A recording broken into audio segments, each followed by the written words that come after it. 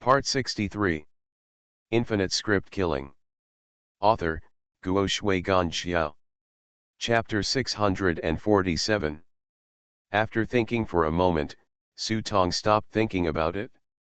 Just try it yourself and you will know what kind of luck it is.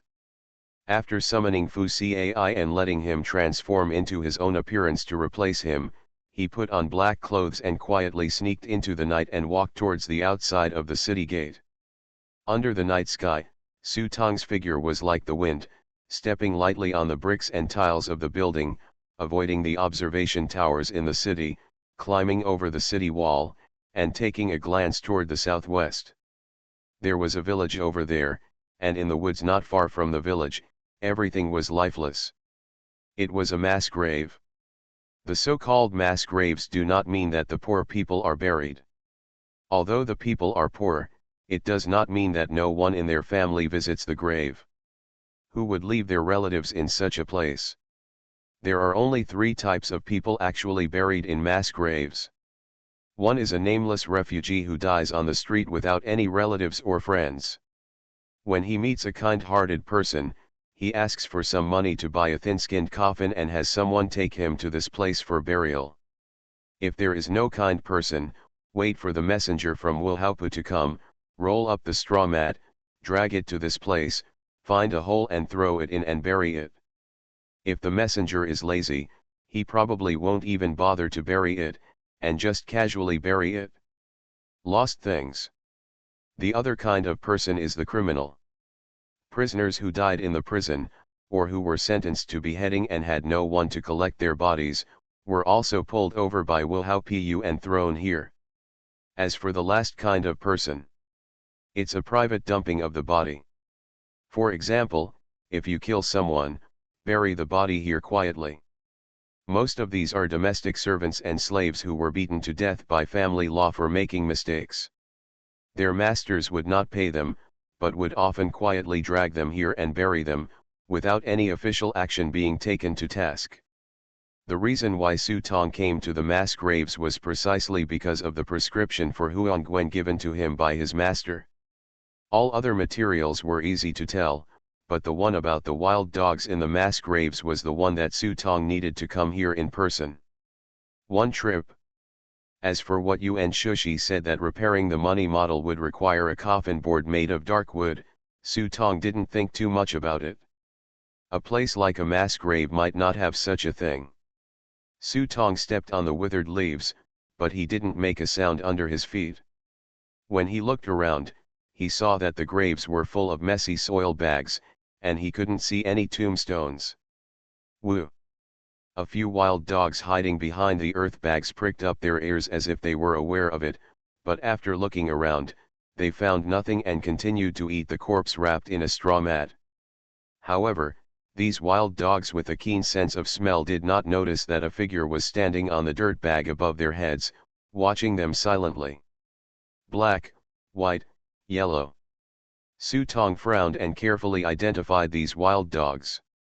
But unfortunately, there were only 2 black dogs and 1 yellow dog, and the others were all mottled skewers.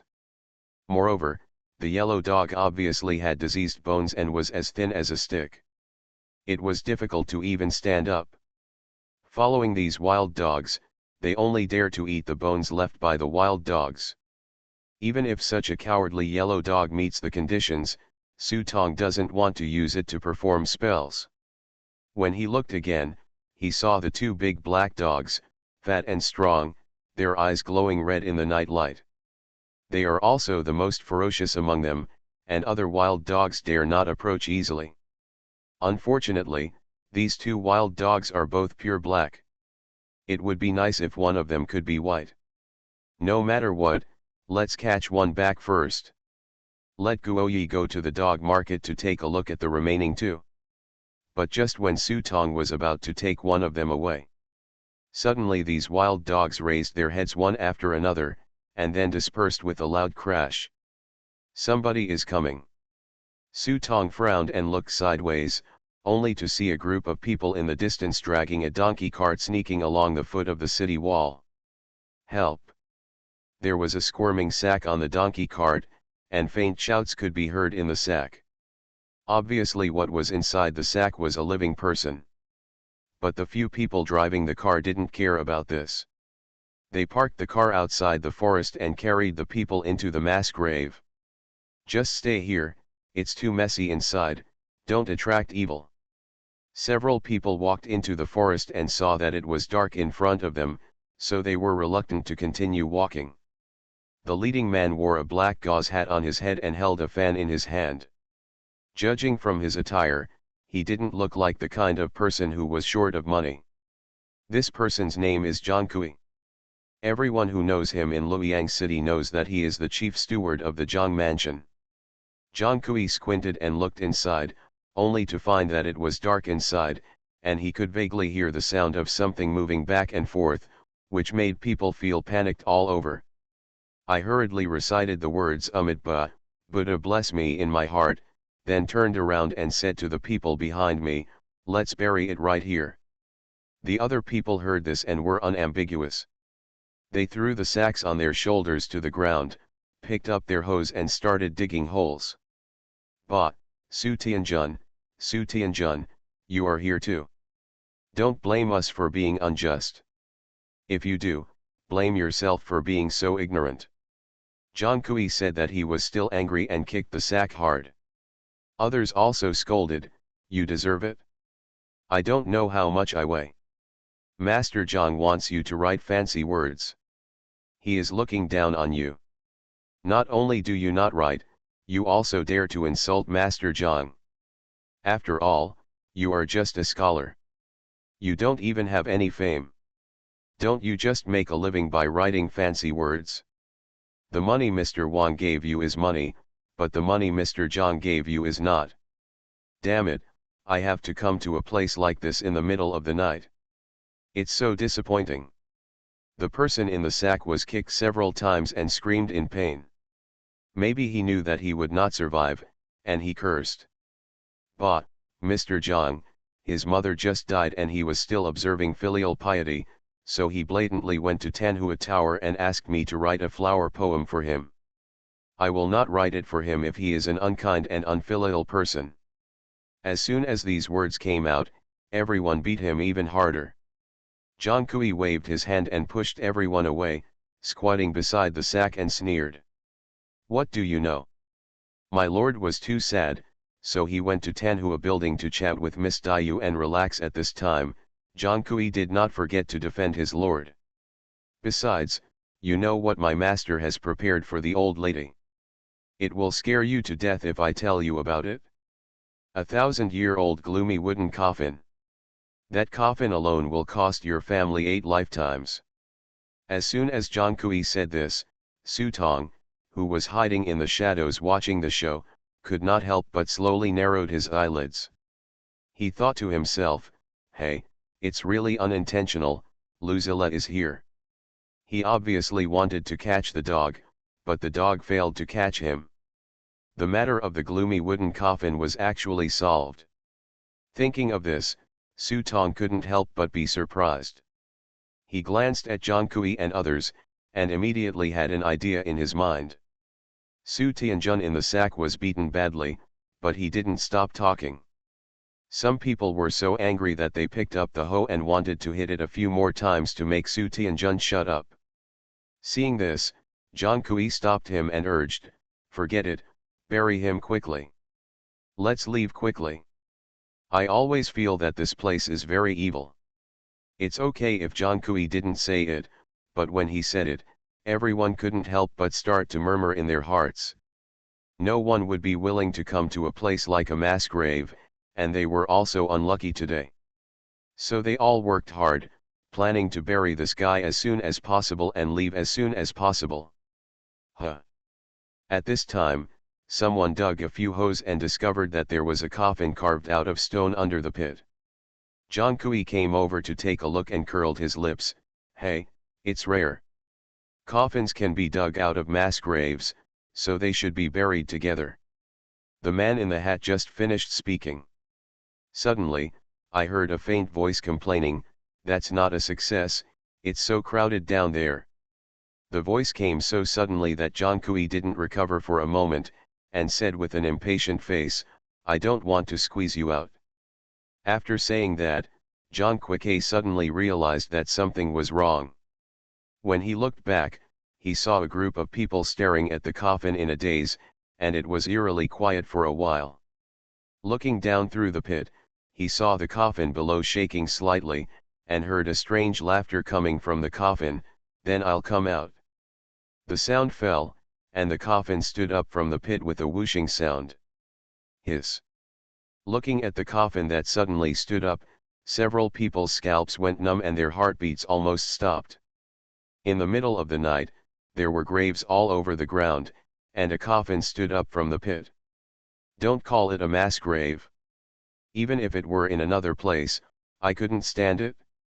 Well. John Kui's heart skipped a beat, and beads of sweat suddenly rolled down his forehead. "I'm out, come in." The coffin continued to shout. Hearing this, John Kui's face turned as white as window paper with fear, his whole body trembled, and he shouted for a long time with his mouth half open, without shouting a single word. "Ghost." Finally, several people on the side couldn't stand it anymore, and no one knew who it was. They turned around and ran out. Several people ran very fast, wishing their parents would give birth to 2 more legs. After running out of the woods, I looked back and found that John Kui was still standing where he was. Why doesn't Butler John leave? Someone wondered. Unexpectedly, John Kui's screams were heard in a moment. "Don't run, please give me a hand. My legs can't control me anymore."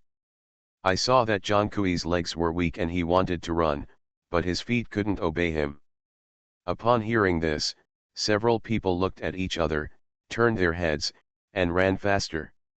When Butler John looked back, he saw that everyone had disappeared. He was so angry that his legs were stretched out. He jumped up and wanted to greet these bastards and the whole family. As a result, before he could speak, he was suddenly kicked from behind, and he was kicked directly into the pit. John Kui fell hard under the pit. When he opened his eyes again, he saw a huge mouse standing in front of him. The hair on the mouse was black and white, standing in front of him like a human. John Kui had eaten before, but he had never seen such a big rat. He was stunned when he saw the rat mouthing human words, "If you like it, I will give this place to you." After saying that, the mouse jumped out of the pit in a flash, not forgetting to step on the coffin before leaving. "Help, help, ah!" Suddenly the coffin fell down, killing John Kui under the coffin.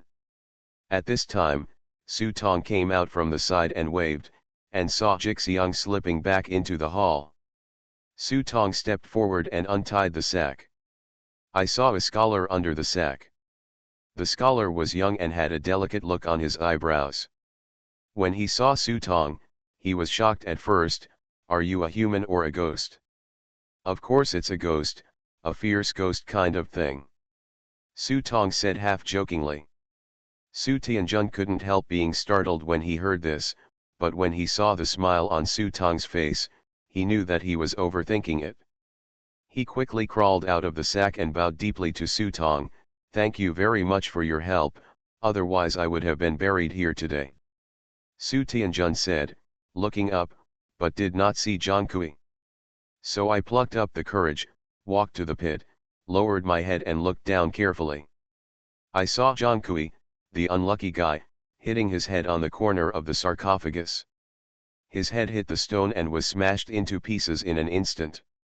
"Humph, you have done many evil things, so this must be your retribution," Su Tianjun sighed, with an unbearable look on his face for a moment. When Su Tong saw Su Tianjun's angry look, he urged him, "Let's go, it's getting late. Don't worry if those people come back later and they'll be in trouble." "But, Su Tianjun looked at Zhang Ji, who was beaten to death, and hesitated a little. This was a life case, and he had no choice but to leave like this.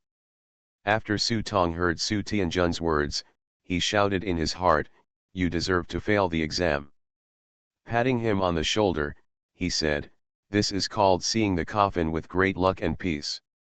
Infinite script killing. Author, Guo Shui Gan Xiao. Chapter 648. Good luck seeing the coffin, and peace in pieces. This sentence is really not what Su Tong said randomly. Su Tianjun is quite talented, but he is unlucky. During the ENC exam 3 years ago, a fire broke out in the examination room. Although the fire was quickly extinguished, more than 10 exam papers were accidentally burned. He was one of them. With no choice but to do so, Su Tianjun ran to the brothel and wrote beautiful words for others. The so-called colorful lyrics are the stepping stone for brothels. The brothels of this era are not places where you can go in with your pants up and take off your pants to go to bed if you have money. If you don't even know how to write poems or songs, you won't be allowed in. But if you are a poet with amazing talent, you can still be regarded as a guest of honor even if you don't have a lot of money in your pocket. Even the ranking of the girls in the brothel often depends on whether a certain great poet is willing to write poems for her. The higher the reputation of the poem, the greater the girl's fame and her worth. So if you look at the thousands of poems in the Zhou dynasty, most of them are about the romances of the ages. But a brothel is a brothel after all. No matter how high-end the place is, its purpose is to make money. In order to ensure that their own taste is not compromised and to ensure that they can have enough customers to make a profit, a group of people specialize in squatting under brothels and writing erotic words. Those tycoons who have a lot of money but no talent can just buy fancy words. However, this kind of rich man can only find entertainment with those girls who are not popular, listen to music and brag. I want to get in touch with those top girls, but that's not possible. Su Tianjun became famous by writing flower lyrics, and the prices also increased. As he had money, he continued to participate in ENC. But during the ENC exam last year, the examiner was obviously a frequent visitor to the brothel. He felt that he had a bad reputation for writing erotic poems for the brothel, so he dismissed him. Unfortunately, the examiner is Mr. Zhang. This is also the reason why Su Tianjun didn't write fancy words for Mr. Zhang. During the period of mourning, Mr. Zhang went out to have fun, so he naturally had to dress up in disguise. As a result, Su Tianjun not only failed to write any fancy words, but even revealed Mr. Zhang's identity in public, which led to his death. Su Tong saved his life today, but it helped him avoid a disaster. He turned danger into good fortune. Surviving a disaster will bring blessings later. After this incident, Su Tianjun's luck began to improve. Su Tong took a look at this guy's fortune. Although his luck had improved, from a luck perspective, the past 2 years were still a bit bumpy. I don't know what will happen to this person next. If he can survive, he may be able to reach the top. But these are not things that I care about. I was originally going to catch the dog tonight, but instead of catching the dog, I got the information about the gloomy wooden coffin. To repair the money mold by yourself, you need to use darkwood coffin boards as materials, but darkwood is a rare thing. Many emperors and generals in ancient and modern times have found it rarely in the world. What's more, what is needed is locust wood. Su Tong didn't know whether the coffin in Mr. Zhang's family was made of locust wood, but he had already come here, so he just wanted to take a look. So after asking about the residence of Mr. Zhang, Su Tong said goodbye to Su Tianjun, turned around and went straight to Mr. Zhang's house. Just as Su Tianjun said, Mr. Zhang still has a white silk hanging in front of his door, and there is a funeral at home. Su Tong glanced around, and after making sure there was no one around, he jumped onto the courtyard wall. Da-da-da-da. A group of nurses carrying sticks walked past Su Tong's eyes, but no one noticed Su Tong's figure. The strength of these nursing home servants was not as good as that of his own followers, so it was naturally impossible for them to find traces of Su Tong. Just as Su Tong settled down, he felt the meridians under his skin beating, and an indescribable feeling enveloped him. But this feeling went away as quickly as it came. After he shuddered and shuddered, the uncomfortable feeling was gone. Strangeness. Su Tong secretly screamed strangely. He glanced around, but found nothing unusual. When he saw the lit morning hall in front of him, he tiptoed towards the morning hall. In the old days, people were very particular about mourning. After a person died, he had to stay at home for 7 days. It is said that after death, a person can be reincarnated after 7 or 49 days. These 49 days are divided into 7 days. The 7 days of morgue are called the first 7, and the last day of the first 7 is also called the night of resurrection. On this day, the dead return to the earth for one last look. This day is very critical. On this day, family members in the human world not only have to eat and drink. You also need to behave in a harmonious manner and not quarrel. In this way, the deceased will feel that his family members in the mortal world are well fed and happy, and he can leave with peace of mind. Of course, there is also a theory that people are afraid that people are not really dead, but are falling into some kind of state of suspended animation. If it were buried hastily and waited for someone to wake up, it would be a serious crime. At this moment, Su Tong walked to the morning hall and took a look, and immediately saw the coffin placed in the middle of the morning hall. The coffin was painted black, with a golden inscription written on the front. It was impossible to tell what material it was made of. Seeing that there was no one guarding the morning hall, Su Tong walked to the coffin and pushed down the coffin lid. Buzz. A dull friction sound was heard from the coffin lid. Despite Su Tong's strength, it was extremely difficult to push it. Good weight. Su Tong caressed the edge of the coffin with his fingers, stretched out his green nails from his fingertips, and tapped it lightly. I heard a click-click sound on the coffin. My nails could even cut through metal, but they could only leave a shallow scratch on the coffin. In the end, only a tiny bit of paint chips came off. Come out. It is indeed a coffin that even the emperor wants to find. This Lord Zhang is also extremely courageous. If the news of this matter leaks out, even the lives of their whole family will not be enough to fill it. Just when Su Tong was about to take out the pure yang sword, chop off a piece of the coffin and take it away, his ears suddenly moved and he heard footsteps coming from outside. People are coming, and there are quite a lot of them. When Su Tong saw this, he wanted to throw the coffin into the prop book and leave. As a result, when my hand touched the coffin, I got a reminder from the prop book. This item is a special item and cannot be included in the prop book. Su Tong frowned and glanced at the coffin. He saw an old woman lying quietly inside the coffin. Although she was no longer breathing, the old woman's body still had a rosy complexion and was almost the same as a living person. He looked at it carefully for a moment, and after taking note of the old lady's features, he reached out and pulled the body up from the coffin. You should make room first. Then he threw it into the prop book and jumped into the coffin. Of course he didn't forget to close the coffin lid and leave a gap. After a while, before he got close, he heard a burst of crying and cursing inside. Su Tong looked out through the cracks in the coffin. I saw a woman in her early 40s walking in. She was wearing sackcloth and mourning, and she was crying very sadly. Madam, don't be angry. If you get angry, you'll be in trouble. The maid who was following the woman quickly comforted her. A woman covered her chest with an embarrassed look and cursed, at this time, he still dares to go to Tanhulo. Isn't he really afraid that someone in the court will take part in his book? The maid on the side saw this and hurriedly brought the tea. Madam, didn't the master say that the old monk thinks he is in trouble today and cannot be at home? It was better that the maid didn't say this. After saying it, the woman's eyes were filled with bloodshot eyes. She suddenly raised her head, looked at the maid for a moment, then raised her hand and slapped the maid on the face. Snapped. This slap made the maid's eyes dizzy and her ears ringing. She fell to the ground and half of her face was swollen.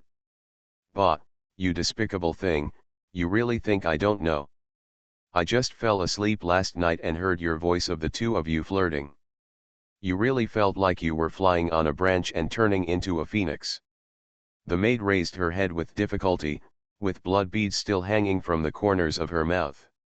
She looked at the woman in front of her with a face that was gradually becoming more ferocious, as if she were meeting her for the first time. Madam, I don't. The maid cried and defended herself. But the woman not only didn't listen, the anger in her eyes became deeper and deeper. She picked up the teacup at hand and smashed it on the maid's head, with a bang sound, causing her head to bleed. You still dare to quibble? That old guy is not at home today, so I will shave your face. I think you, a little bitch, still dare to mess around. No, ma'am, I don't. Seeing that the usually gentle and virtuous wife rushed towards him as if she was mad, the maid got up and ran away. Stinky girl, how dare you run? Unfortunately, when the maid got up from the ground, the woman pulled her hair and was pressed on the head and beaten. Su Tong hid in the coffin and watched. At first, he didn't feel anything was wrong. It was nothing more than a drama about the first wife beating the mistress. But as he looked at it, Su Tong felt that something was not quite right. Looking sideways, he saw that, sure enough, several servants in the morning hall were watching the farce in front of them. Instead of trying to stop it, they stood there one by one, covering their mouths and snickering, with a kind of twisted pleasure in their eyes. Strangeness. Seeing this, Su Tong opened his Minjian Kimen again and glanced around, but he couldn't see anything abnormal about these people. Just when he was wondering, the woman had already pushed the maid to the ground. Bitch maid, without me, you would have been sold to the bar to be made into a piece of rotten meat for you to eat and drink. How dare you seduce my master? The woman was riding on the maid, with both hands on the maid's throat, and she was yelling and cursing wildly, as if she wanted to vent all her grievances on this personal maid. The maid looked like she was out of breath and didn't know what was going on. The more she thought about it, the more she felt aggrieved. When she saw the broken teacup in her hand, she felt so bad that she grabbed the broken teacup on the ground and pointed it towards the woman. Prick it on the person's snow-white neck. You are unkind and I am unjust. If you kill me, I won't make it easy for you. Puff. The sharp piece of porcelain made a gash on the woman's snow-white neck, and instantly blood splashed out along the woman's neck and onto the maid's face. The hot blood splashed on her cheek, which made the maid feel like a wild beast aroused. Instead of stopping, her mood became even more crazy. He waved the porcelain piece in his hand and stabbed the woman's throat crazily, screaming crazily. I told you to bully me, I told you to bully me, go to hell, go to hell. After a while, the woman fell motionless in the maid's arms. Her originally thin and white neck had been smashed away, revealing the white bones. Looking at the corpse in her arms, the maid greedily smeared the woman's blood on her face, feeling the residual heat of the blood splashing on her body, and her expression turned out to be intoxicated. The surrounding servants looked at the lady lying in a pool of blood, with different emotions on their faces.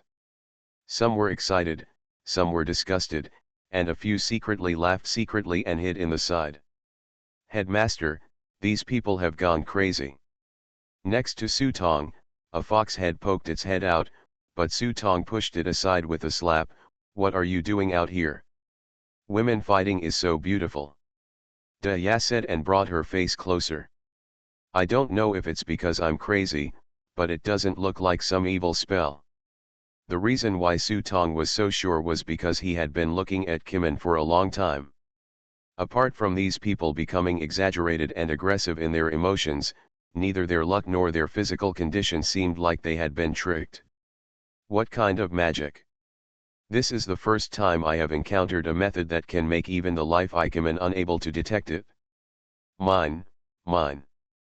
Just at this moment, the outside began to become more and more chaotic. Outside the morning hall, the entire Zhang mansion fell into inexplicable chaos. The servants began to chase the people around them with sticks and beat them crazily, while some people began to rob Zhang Mansion of gold and silver. "Headmaster, why don't we take advantage of the chaos and leave?" Ya looked at the commotion outside and suggested taking advantage of the chaos to take the coffin away. "No. I haven't seen enough of this show yet." He just walked away in a daze, and he couldn't figure out what happened in Zhang Mansion. They are all lying in the coffin anyway, so there is no rush for this moment. Let's take a look first. After waiting for about half an hour, the people outside suddenly stared, and then they all fell to the ground like puppets with their threads cut off. A closer look revealed that these people were not dead, but lying on the ground whirring. Big sleep. For a moment, the huge Zhang Mansion was silent. Except for the deafening snores of a few servants on the ground, there was no other movement. In front of the gate, the three of them walked into the gate of the Zhang family's mansion with rapid strides. The leading young man looked at the mess in the yard and the sleeping servants with satisfaction, and said to the bald man next to him, "Wei Shangjun, your laborious formation is interesting, but it takes too much time. It's easier for me to take action. It doesn't take a stick of incense to clean up this place. Stop talking nonsense, you are the only one talking nonsense. This is Luoyang, the capital of the gods. You think those bad guys and the people in Wuhaopu are just freeloaders. If there are any traces left, the bad guys will dig deep to investigate the case. What should I do if the mission fails?" The bald man known as Wei Shang said with an unhappy expression. "Ha ha ha, just kidding." The young man narrowed his eyes and smiled. "Of course I know this is Luoyang, the capital of the gods. There is also a Luoyang in our hometown, a real Luoyang." After the young man finished speaking, he turned around and looked at the burly man behind him. "Ma Sang, what happens next is up to you."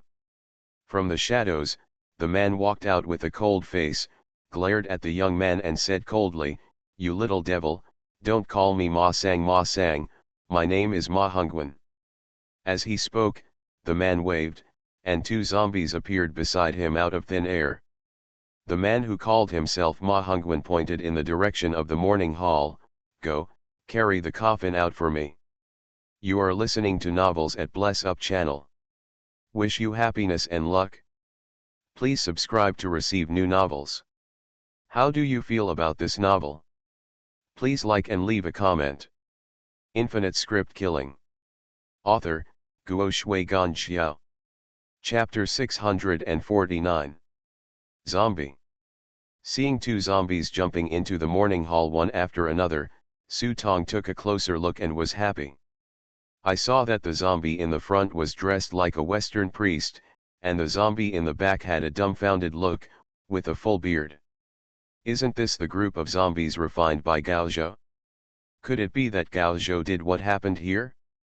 But on second thought, instead of going to meet Gao Zhou, he planned to hide in the coffin and observe again. It seemed that it was because Gao Zhou had become a grand master. Although the two zombies looked stiff and clumsy in their limbs, their eyes were not as dark and lifeless as before. Instead, they looked around the morning hall alertly like living people. Then he jumped to the coffin, inserted his arms under the coffin one after another, and lifted it with all his strength. Suddenly, the coffin was lifted up in the air by the two zombies, and then fell down and landed firmly on the shoulders of the two zombies. Click. There was only a cracking sound, and the green bricks under the zombies' feet suddenly cracked. This is a gloomy wood that is comparable to steel. Only these two zombies can lift it so easily. But if it were an ordinary person, even a grand master would have trouble lifting it. It is said that in order to carry the coffin, Mr. Zhang even hired 18 porters at once, carrying the coffin in the same manner as the Dragon King. Now only two zombies can carry the coffin on their shoulders, which saves a lot of energy. I saw two zombies carrying coffins and jumping lightly to the door. The big man waved, "Let's go." After saying leave, the three of them took advantage of the night curfew and left quickly along the dark alleys of the street.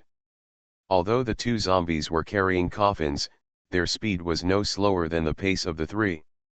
Even the huge coffin on their shoulders seemed as light as nothing. Junichiro, the young man walking in front, looked back at the zombies following him, and tentatively asked Ma Hongwen beside him. Ma, Hongwen-jun, your corpse control technique is very strange. I have seen other people's corpse control techniques, but they are all rubbish. They are very different from yours. It's not like a prop to have the ability, you must be a disciple of a noble family. Hey, you're quite knowledgeable. The man who claimed to be Ma Hongwen grinned and sneered. Junichiro said quite proudly, my master is from Onmyo Shrine, and I have learned your yin and yang techniques since I was a child, so I can be sure that you, like me, are both qualified. Onmyo Shrine. Hearing this, Ma Hongwen hesitated for a moment and looked at Junichiro sideways. It turns out to be Onmyojin Shrine. I've heard of its name for a long time, but I haven't had a chance to see it. If I have a chance, I would like to go to Onmyojin Shrine to take a look. Then you can come to our Japanese country. If you are willing to join our Onmyo Shrine, I can be your introducer. Upon hearing this, Junichiro immediately extended an olive branch to Ma Hongwen and promised. There are many powerful corpses kept in our yin-yang palace. These corpses are not worthy of the wine bags and rice bags in the yin-yang palace, but if you come, I can let you choose a corpse from them. Mighty corpse. Hearing this, the man's eyes sparkled. What you said is true. How powerful is it? Seeing that the man's heart was moved, Junichiro hurriedly struck while the iron was hot. It's very powerful. It is said that there is even a body of a god under the Onmyo Shrine. Junichiro didn't lie about this. There are indeed many secrets hidden under the Onmyo Shrine. It is rumored that there is indeed the body of an ancient god, and this god comes from China. Well, I will consider your suggestion. Oh, I also know a friend who is good at catching souls and summoning gods. You are welcome or not. Junichiro was overjoyed when he heard this and hurriedly said, welcome, welcome. Our Onmyoji temple is a serious spiritualist. If he is willing to come, we will give him the most generous terms, as well as 800 shikigami and 3,000 grass-headed gods. You can go as he sends you. Hey, you don't have to be so polite. We just like to travel and visit scenic spots. Oh, by the way, your Japanese country seems to have a famous scenic spot. I wonder if we can go in. Where is it? If Mr. Hongwen goes there, I can be your guide and open the way for you. Junichiro patted his chest and promised. Hey hey. When the man heard this, his eyelids narrowed slightly, and he said with a half smile, Jingji God's toilet. What? Junichiro looked startled, and then said alertly, where are you going and what are you going to do? If you want to visit the shrine, do you need to apply? Ma Hongwen bared his teeth and smiled at Junichiro. Hey, then you can apply for me. I want to go in and dig your ancestral graves for fun. When Junichiro heard this, he was stunned for a second, and finally realized that he had been tricked. His face suddenly twisted, and he slowly held the sword at his waist with one hand. Baga. Don't humming say that Japanese language in your family. I don't understand. You really think I don't know about Onmyoji Shrine? My old man also went to the Japanese War in 1996. That Sime Sanjin in your family was used by my old man. The zombie drowned in the toilet. Just wait, I will go to your house sooner or later to dig up your ancestral graves. Junichiro was shocked when he heard this. He was still a young boy in 1996, but later he heard his parents talk about it. After hearing Qingming Sanjin's name, he couldn't help but feel a storm in his heart. He stared straight at Gao Zhou and asked through gritted teeth, you are from the Gao family. Sime Sanjin was a famous genius in the Onmyo Shrine, but such a genius was drowned in a bucket of excrement when he was finally discovered. The news of this incident was blocked as soon as possible, and it was announced that Sime Sanjin was assassinated and died. Only a few people knew the real cause of death. Being able to tell such secrets in front of him and control the corpse, Junichiro thought for a moment and immediately understood Gao Zhou's identity. Ha ha ha, you just know that I will change my name or surname, Gao Zhou from Xiangzi. Seeing that his identity was recognized, Gao Zhou no longer concealed his name. I have long been unhappy with this little devil. Now that I know that the other party is a feud, there is no need to be polite. Damn Chinaman, Junichiro's expression was cold, and the blade was slowly unsheathed. Upon seeing this, Gao Zhou's eyes flashed with cold light, and an invisible evil aura arose from his body. The complexion on his face became paler, and he was about to enter the state of corpse transformation. Amitabha, you too, the poor monk's labor formation has not been used yet, why are you already starting a fight? Finally, Monk Wei stood between the two of them, clasped his hands together, and patted his hands gently, causing a strange wave to ripple in his palms. Under the interference of this strange ripple, the moods of Gao Zhou and Junichiro gradually began to undergo subtle changes.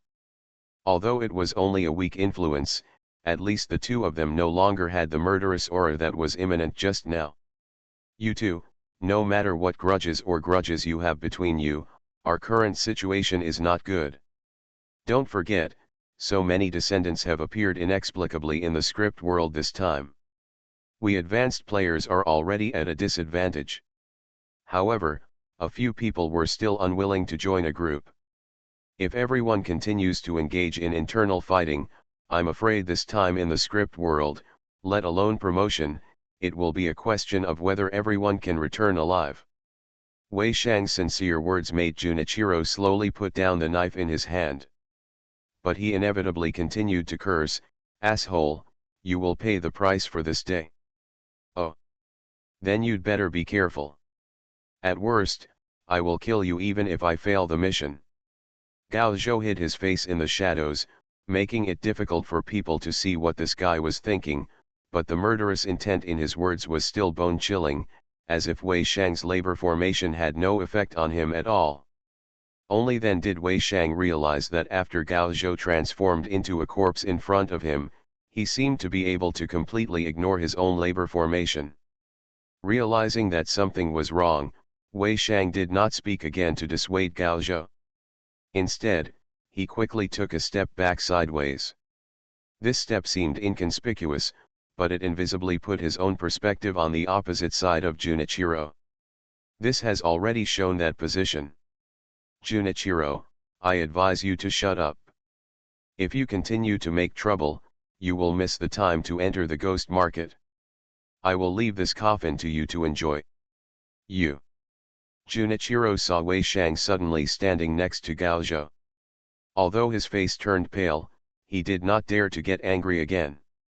After all, the mission was important. So he could only shut his mouth angrily.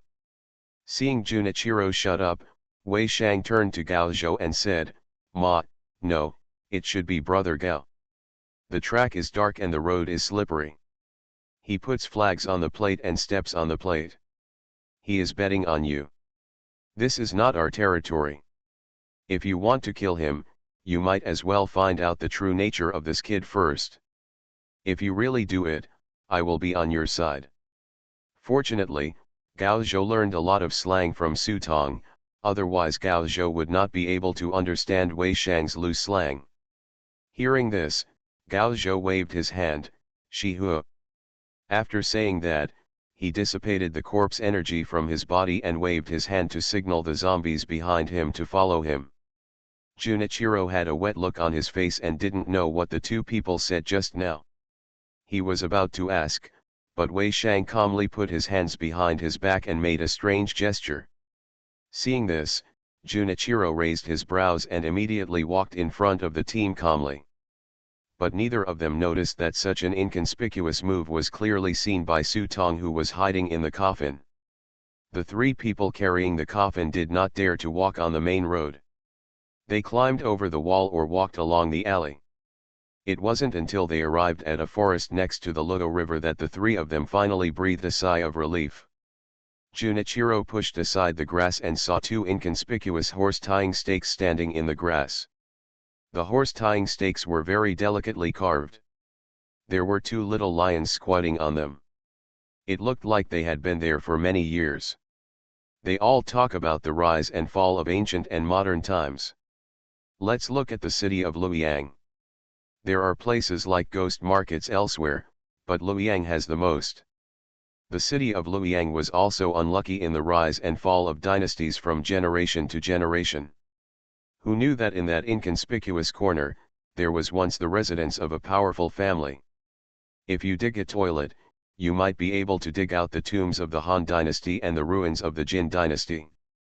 This pair of horse-tying posts is the entrance to the ghost market. When the three of them arrived at the door, they finally felt relaxed. As long as you enter the ghost market, you don't have to worry about being traced by bad guys, or being discovered by other players. Junichiro looked at the gate of the ghost market, coughed quietly, and strode in first. Seeing Junichiro enter the gate of the ghost market and disappear in front of the two horse stakes, Wei Shankai walked up to Gao Zhou with a cold face and said, "When we enter the ghost market later, let's strike first and hit him suddenly."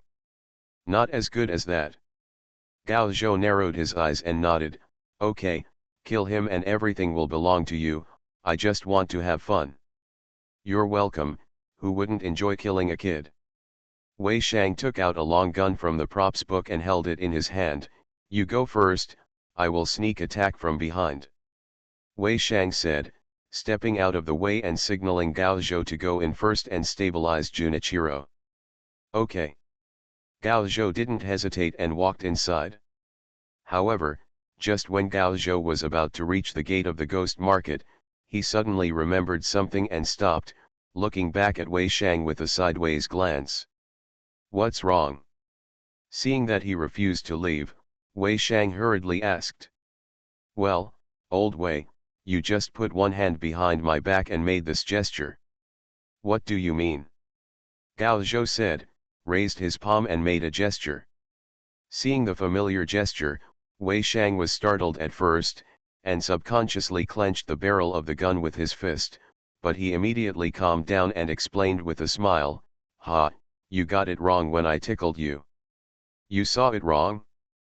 "If one pair of eyes saw it wrong, can two pairs of eyes see it wrong too?" Before Gao Zhou finished speaking, Wei Shang suddenly heard a whistling sound of wind behind him. He could feel the huge pressure without turning around. Realizing that he was unable to dodge, Wei Shang suddenly jumped.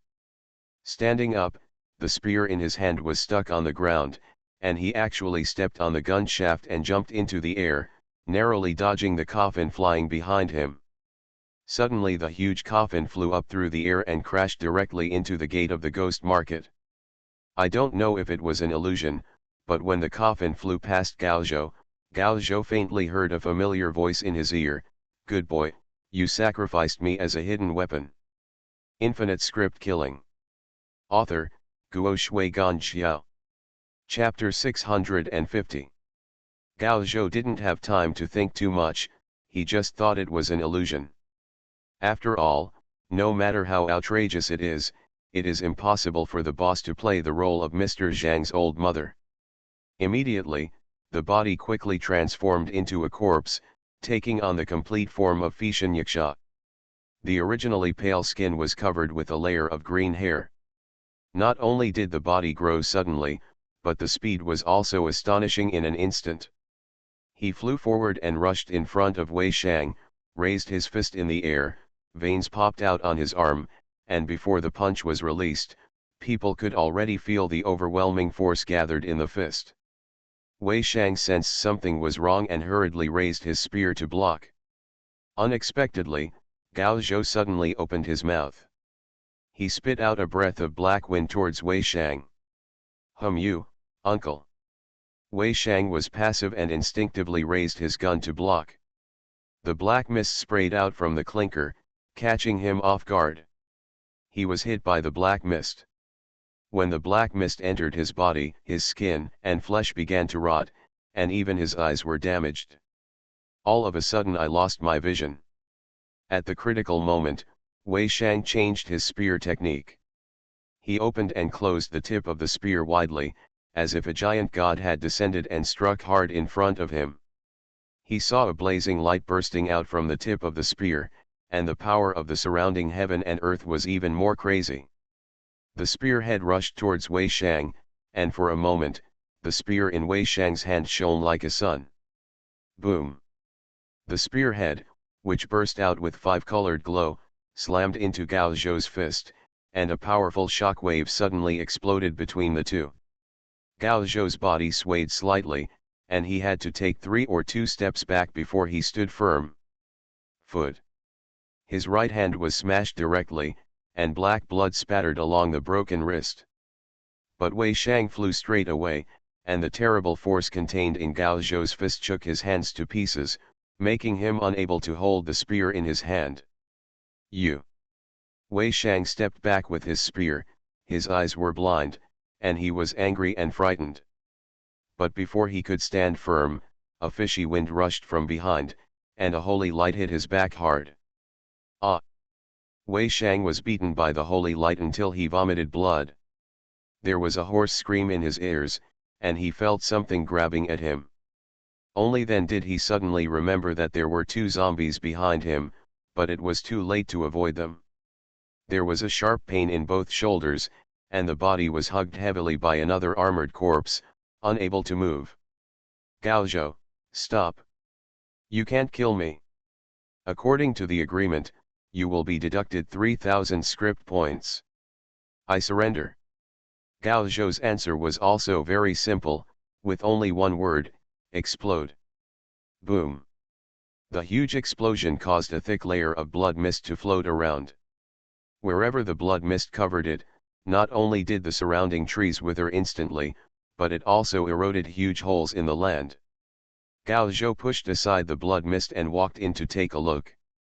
He saw Wei Shang's body lying on the ground, with half of his body corroded to a bloody pulp. Pooh! Seeing this, Gao Zhou spat on the corpse and said, I've been putting up with you for more than a month.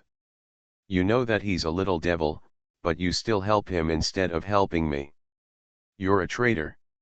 If he hadn't shared his vision with the zombies after he entered the Grand Master, and saw Wei Shang giving Junichiro a gesture with his own eyes, I might have been the one who died at this time. Dong dong dong dong. At this time, there was a sound of drumming in the distance.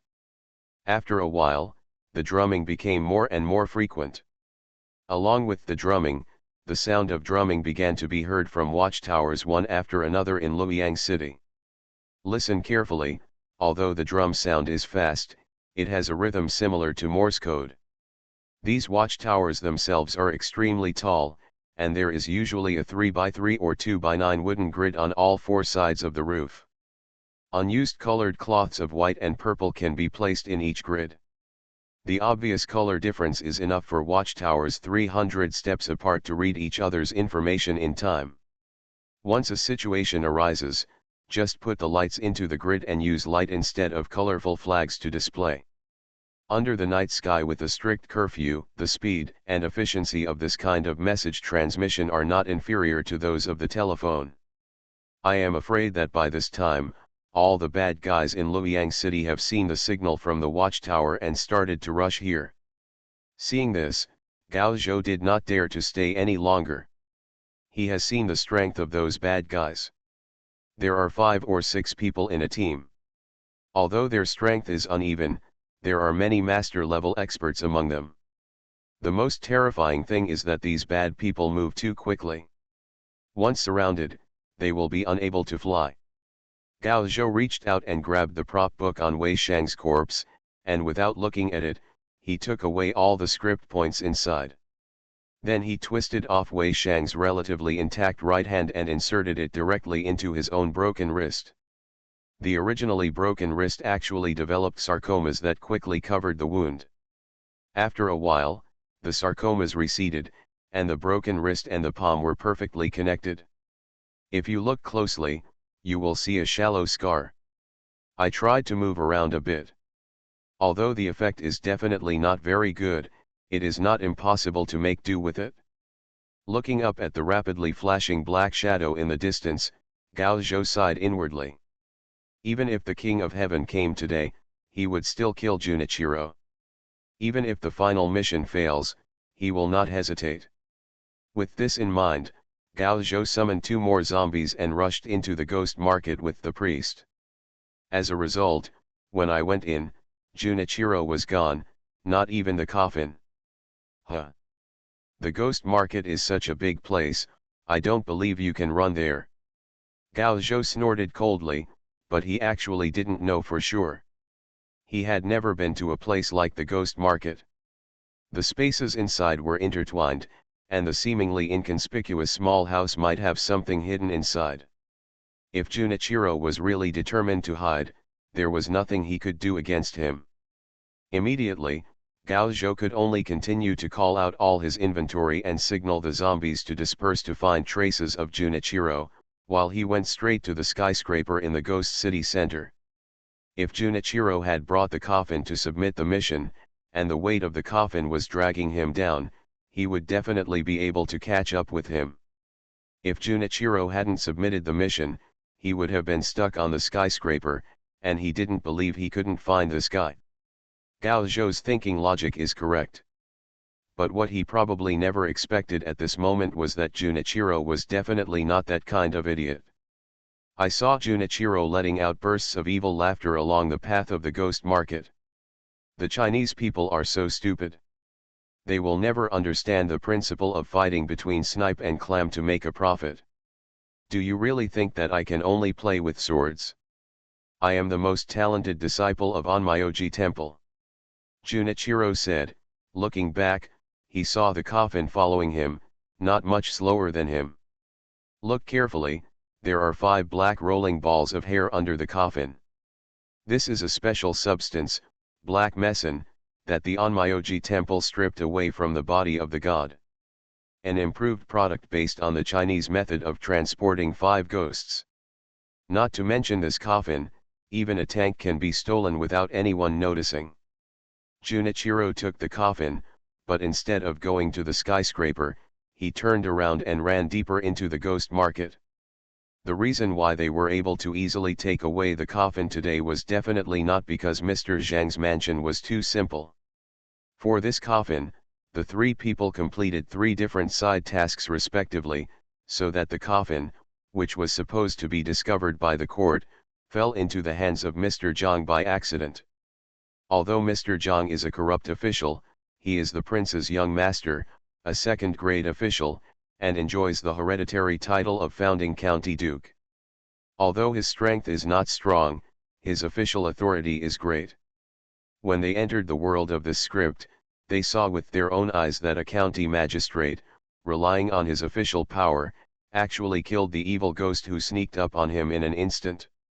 This is true for a county magistrate, let alone a 2nd-grade official. Fortunately, Mr. Zhang has lived a peaceful life for too long. He still has official power, but he is already stupid and greedy to the core.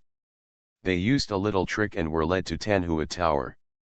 After working on this task for so long, this coffin must be a valuable treasure.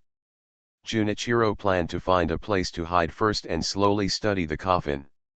If it was a valuable treasure, he could use props and leave directly with it. It doesn't matter if you fail to advance. Anyway, the difficulty of this script world is surprisingly high, and it is not our home country of Japan, so it would not be a pity to fail. Junichiro made a sound plan and took the coffin to hide in a hiding place that he had found in advance. In a place like the ghost market, once you try to hide, even the gods won't be able to find you. I saw Junichiro carrying the coffin and heading straight to an inn. The inn has a small facade and a very strange name. Looking up, there is a plaque hanging on the facade Tongnan Inn. There are also 2 lines of couplets written on the doorposts. The first line of the first line is, "If there is no grievance or hatred, do not come in." The second line of the second line is, "When the enemy enters the door, he will die." Hang Pyo, share the same difficulties. Junichiro walked into the door of the inn. The shopkeeper was still dialing the abacus on the table. When he saw the guest coming in, he glanced at the coffin behind him and asked expressionlessly, "Is the guest staying in the hotel or?" "Stay in the hotel. Give me the best room," Junichiro said, taking out a sign from his pocket and handing it to the shopkeeper. He got this sign accidentally, and it seems that he can rest for free in this inn for a day. Gao sang, "Just go find it slowly." Hee, I want to go home." Junichiro looked back at the door and sneered in his heart. The shopkeeper took a look at the sign, took out a smiling mask from under the counter and put it on his face.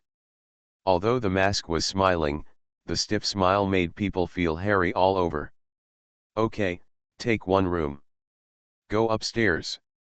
The first room on the left is," the shopkeeper said and handed the key to Junichiro.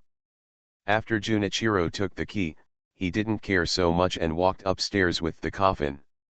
It wasn't until he reached the second floor that he saw the shopkeeper take out another mask from under the counter and put it on his face with his head lowered. A weird laugh came from his mouth.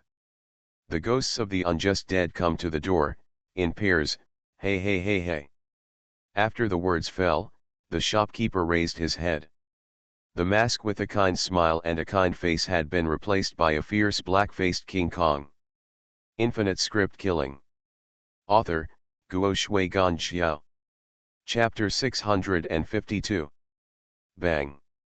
Junichiro closed the door and looked back, only to see that the coffin had been gently placed on the ground. Quack, quack, quack, quack. As soon as the coffin landed, the 5 furry black balls rolled at Junichiro's feet. The black balls, whose eyes and noses were completely invisible, opened their mouths toward him and made strange sounds. "Here. Don't bother me." Seeing this, Junichiro impatiently took out a piece of beef from the prop book and threw it to these black mesons.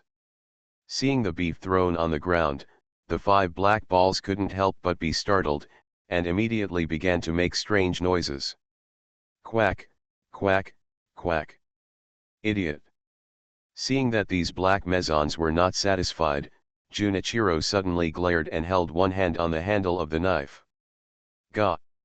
Seeing Junichiro's fierce expression, the black meson who was noisy just now dispersed in an instant and hid in the surrounding corners, only daring to show half of his face, and watched carefully. The slow one among them didn't forget to bring the beef on the ground under the bed. "Humph, you are a bunch of lowly bastards. If you weren't of some use, you would have been thrown into the cave to feed Shikigami." Junichiro snorted and put down the knife in his hand. The origin of these black mesons is very strange. It is said that they are special substances separated by the yin-yang shrine from the corpse of the god. But in Junichiro's eyes, these things are not even comparable to the grass-headed gods on the roadside. Apart from carrying things, they have no use at all and are only suitable for some sneaky activities. After frightening these black mesons, Junichiro looked back at the coffin placed in the room, and finally showed a smile on his face. He reached out and gently touched the coffin. Zinxie. For this coffin, they spent all their efforts, 3 people and 3 side tasks, to get this coffin out. He tried to throw the coffin into the prop book, but was prompted that it could not be included in the prop book. This made Junichiro frown. He was not surprised by this result, because the mission prompt clearly told them that the coffin could not be turned into a prop card and included in the prop book. But this is not a problem for him. The disposable prop in his hand should allow him to carry the coffin out by force. The question is it worth it? Thinking of this, Junichiro planned to see what magic this coffin had, so that the owner of the ghost market could get this coffin at all costs. I saw Junichiro trying to push the coffin lid open, but he didn't expect that the weight of the coffin lid was far beyond his expectation.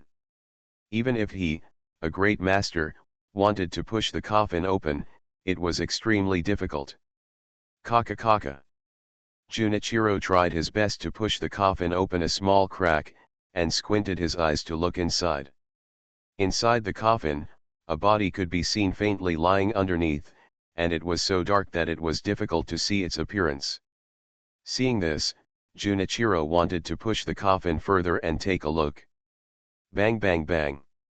Suddenly, there was a knock on the door, interrupting Junichiro's movements. Junichiro became a little impatient and asked impatiently, "Who is it?" "Sir, I am a clerk in the store. The shopkeeper asked me to bring you something."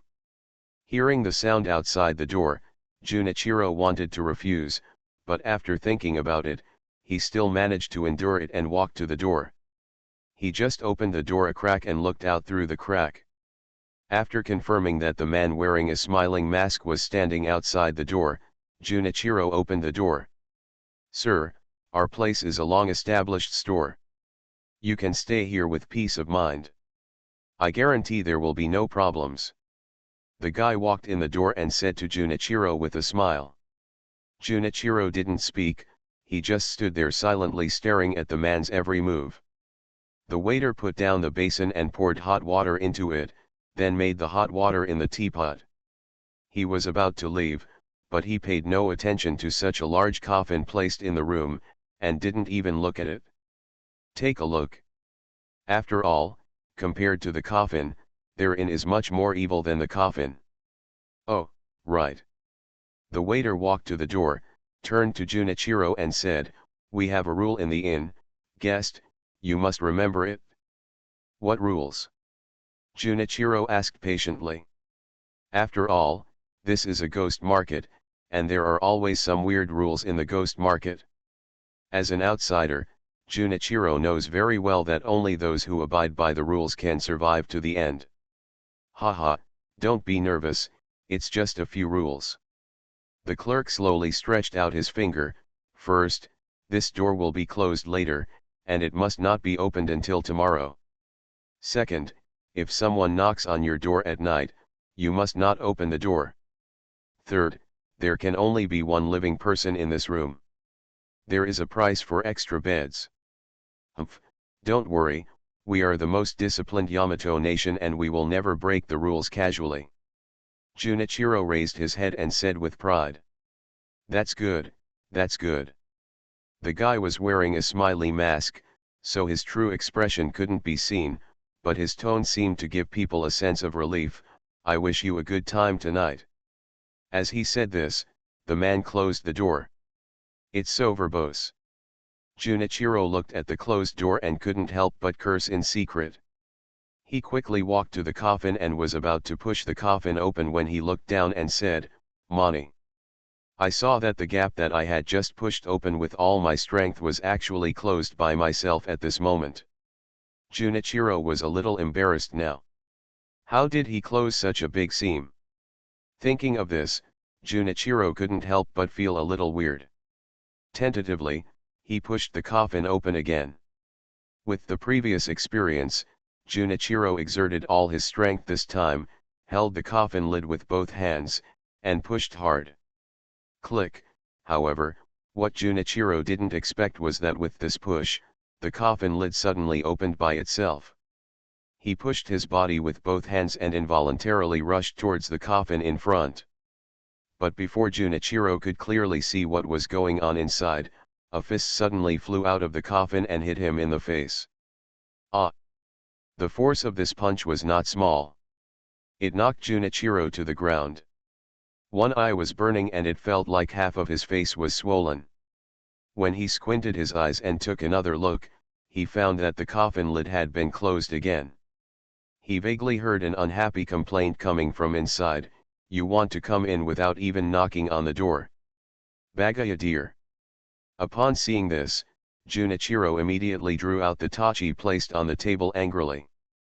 As he approached the coffin, a fierce light appeared in his eyes, and he aimed at the coffin and slashed fiercely.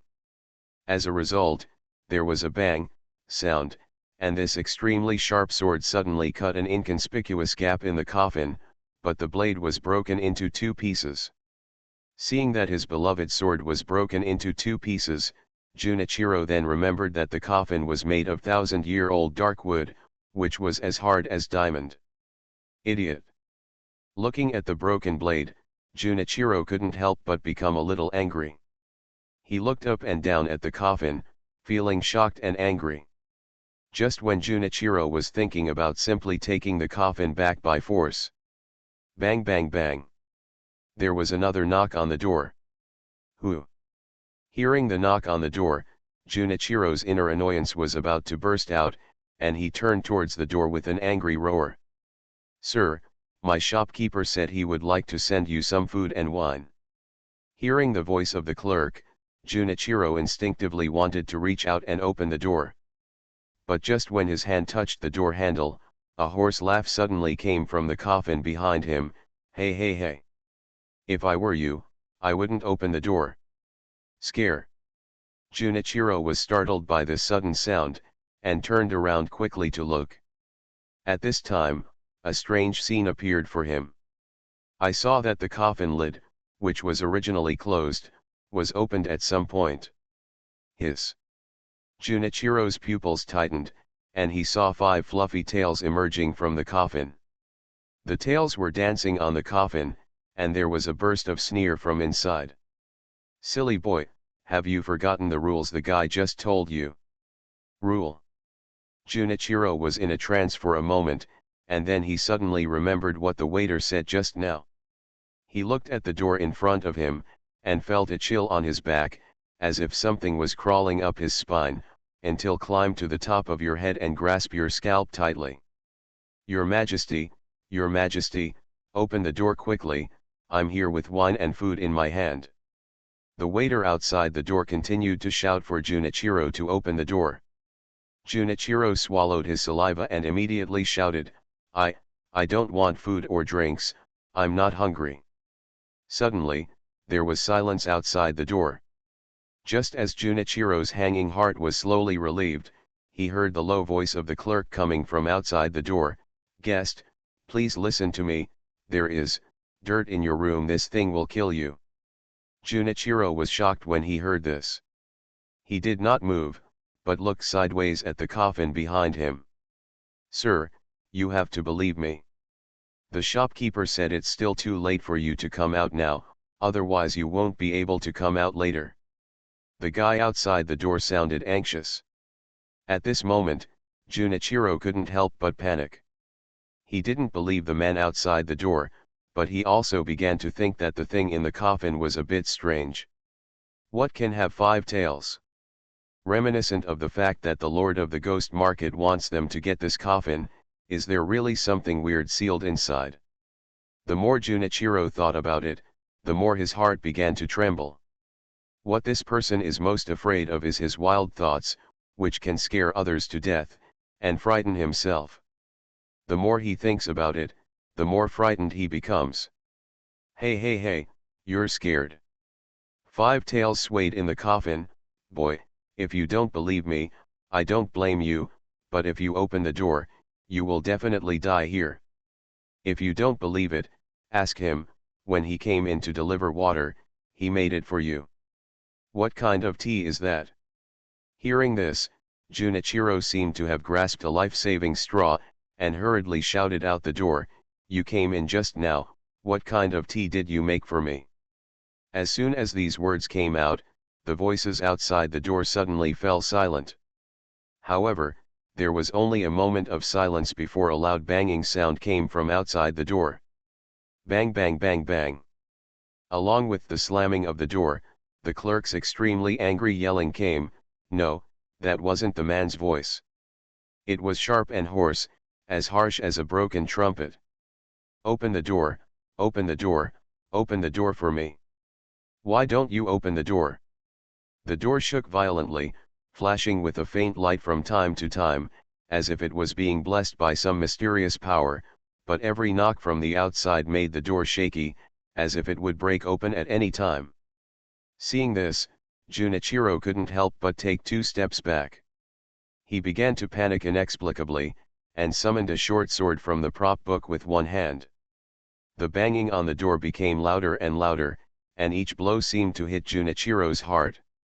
At this time, Junichiro secretly regretted that he was so obsessed with how he could have thought of staying in a place like this. But it is useless to regret now. Junichiro just hopes that this door can hold on for a little longer. You're scared. At this time, a low voice of inquiry came from the coffin. The sudden sound made Junichiro frightened, and he quickly turned around and stared at the coffin. I heard a sneer coming from the coffin. I can help you. Let you hide in. Hide in. Junichiro's eyes lit up. This was actually a good idea. He had just personally tested the hardness of this coffin. Even his own sword, which sharpened iron like clay, could only open an inconspicuous gap. If he hid in the coffin, he might be able to escape this disaster. But Junichiro is not a fool. He does not believe that the thing in the coffin can be so kind. What price do I need to pay? Junichiro asked as he slowly approached the coffin. He. A hoarse laughter came from the coffin, and a white shadow jumped out of the coffin lightly, and landed on the table. When Junichiro saw this fox, his eyes lit up and he blurted out, Bayajiaxian. Hey! You actually know. Junichiro nodded repeatedly and said quite proudly, Yin Yang Shrine once collected information about the Bayajiaxian in the northeast. Speaking of which, we are also a family. In the Japanese country, we also have many Bayajiaxian. Of course, they don't have you. So powerful. Junichiro's eyes were fixed on the fox's tail, and his eyes no longer held the same fear as before. It is recorded in the Yin-Yang Shrine that the fox fairy's tail determines the level. The strength of the fox fairy with 5 tails is actually almost the same as his own. Sensing the change in Junichiro's eyes, Dia continued, since you know, I don't need to introduce you. Our headmaster is buried in this coffin. As long as you show enough sincerity, our headmaster will let you hide in the coffin, otherwise, humph, you'd better hurry up, this door won't hold up for long. Headmaster. After Junichiro heard these 2 words, his pupils jumped suddenly and his eyes quickly shifted to the coffin.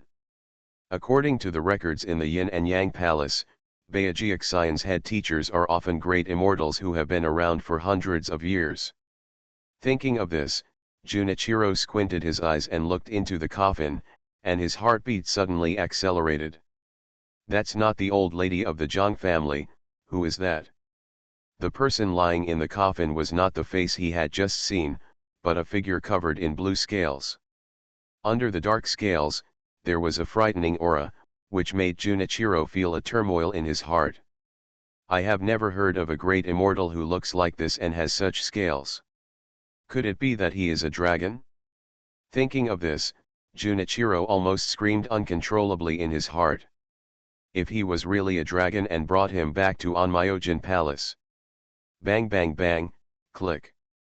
At this time, the fierce knocking on the door finally made Junichiro come back to his senses. Seeing that the door beam had begun to crack under the impact, he made up his mind decisively. I have something that is extremely important to the headmaster. I believe that when your headmaster sees this thing, he will definitely understand my sincerity. After Junichiro said that, he took out a wooden box from the props book. There were 2 seals with strange spells on the box, which was tightly sealed. Junichiro took out this object and placed it on the table. Quack, quack, quack. At this time, the black mezons hiding under the bed actually swarmed out from under the bed, jumped on the table and wanted to get closer to the box, but they were afraid of Junichiro, so they could only lie on the edge of the table and let out a strange scream. Shut up, if you keep yelling, I'll kill you. Junichiro turned around and glared at these black mezons impatiently, and the 5 furry little guys immediately closed their mouths. Junichiro knew that time was limited, so he kept the story short. This is the palm of a god, from an ancient Chinese god. As you can see now, these black mezons are peeled off from this palm. As long as you are willing to let me become your disciple Ma Zi, and will if the hall moves to our yin-yang shrine, not only will it be enshrined and supported by our yin-yang shrine, but you can even get the complete divine corpse.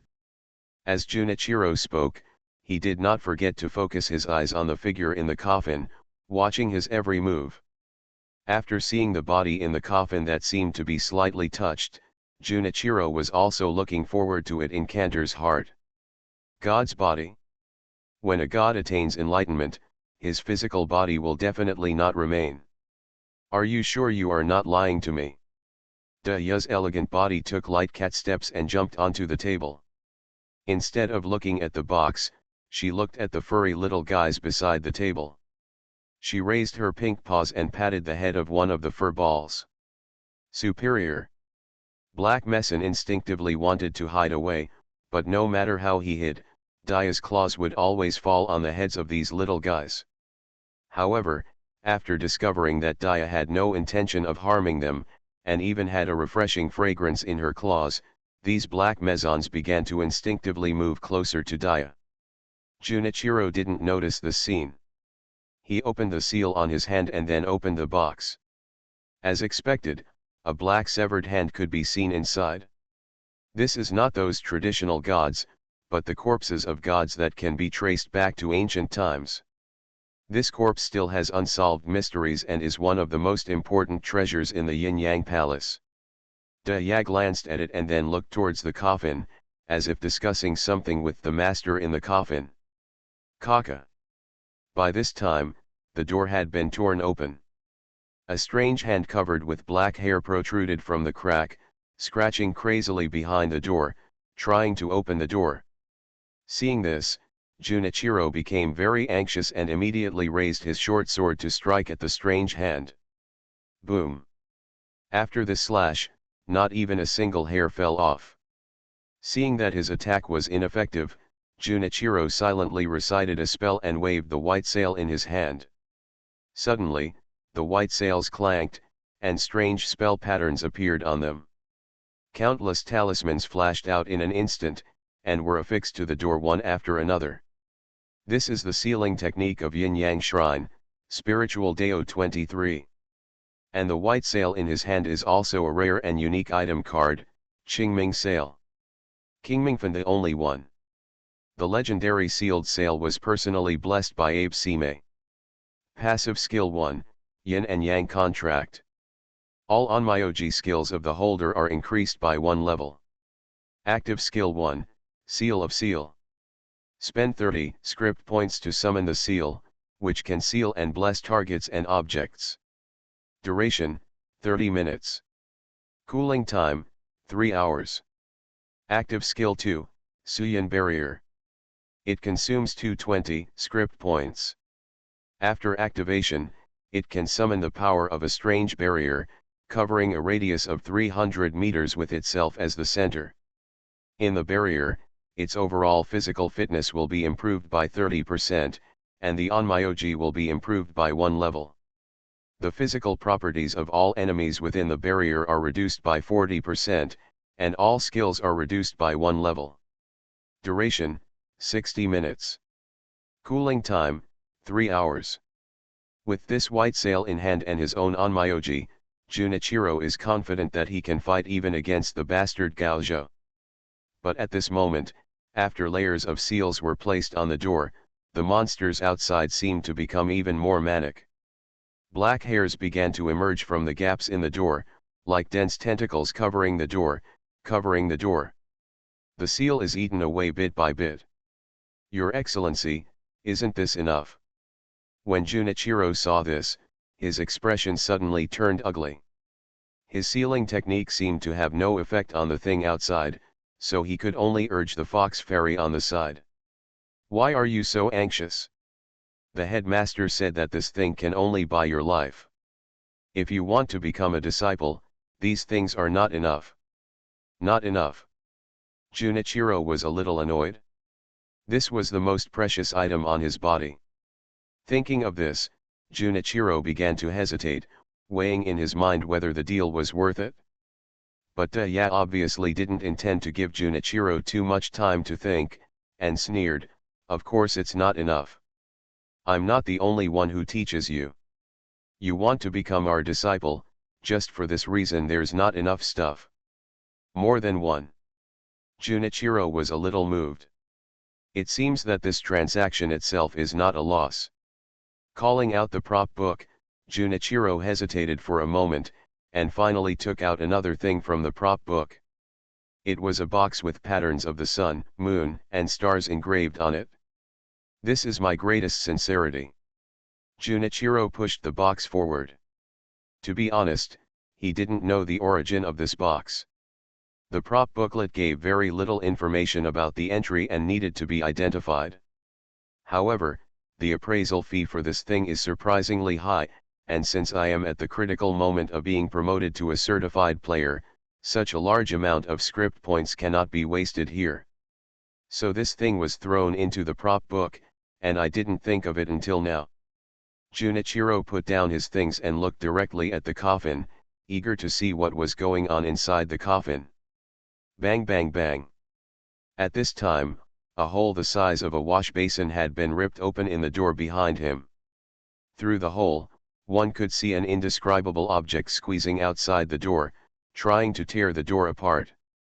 The faint light and seal on the door seemed to be guarding the door's last stubbornness, but the door was broken in front of you. But there was still no movement in the coffin, and Junichiro began to feel anxious. The door behind him could no longer hold up. Finally, the figure in the coffin nodded slightly. Upon seeing this, Daya immediately said to Junichiro seriously, "The master has agreed, hurry up, go bring tea and do the apprenticeship ceremony." Ah! Junichiro looked behind him, his forehead already covered with sweat. "Hurry up, you become a master, and then the master can come to you, protect your life, and help you at the same time. This is the rule." When Junichiro heard this, he couldn't help cursing in his mind that these bullshit rules were too troublesome, but he still turned around, picked up the teacup, and knelt in front of the coffin with a plop. "Your Majesty, please accept my disciple's worship." As he spoke, Junichiro kowtowed 3 times on the ground, then raised his teacup to serve tea. After just waiting for a moment, there was no movement in the coffin. Junichiro raised his head in confusion, looked at it intently, and his eyes suddenly widened. "Mani!" I saw that the coffin lid had been closed again. Not only was the fox fairy gone, but the black meson that I had summoned was also missing. Immediately, he hurriedly looked back at the table and saw that the 2 things on the table had disappeared, replaced by a piece of paper with a neat line of simplified Chinese characters written on it. "Believe in yourself, come on. You are listening to Novels at Bless Up channel. Wish you happiness and luck. Please subscribe to receive new novels. How do you feel about this novel? Please like and leave a comment."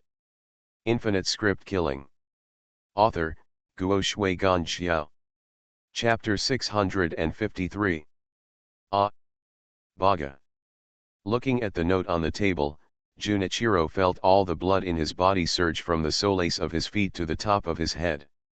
There is not a single curse word in the simplified Chinese characters and emoticons on the table, and even from the literal meaning, it does not seem to be cheering. But in Junichiro's eyes, this invisible ridicule made him feel an unprecedented insult. Because there are no simplified Chinese characters at all in this era. There is no such exaggerated expression.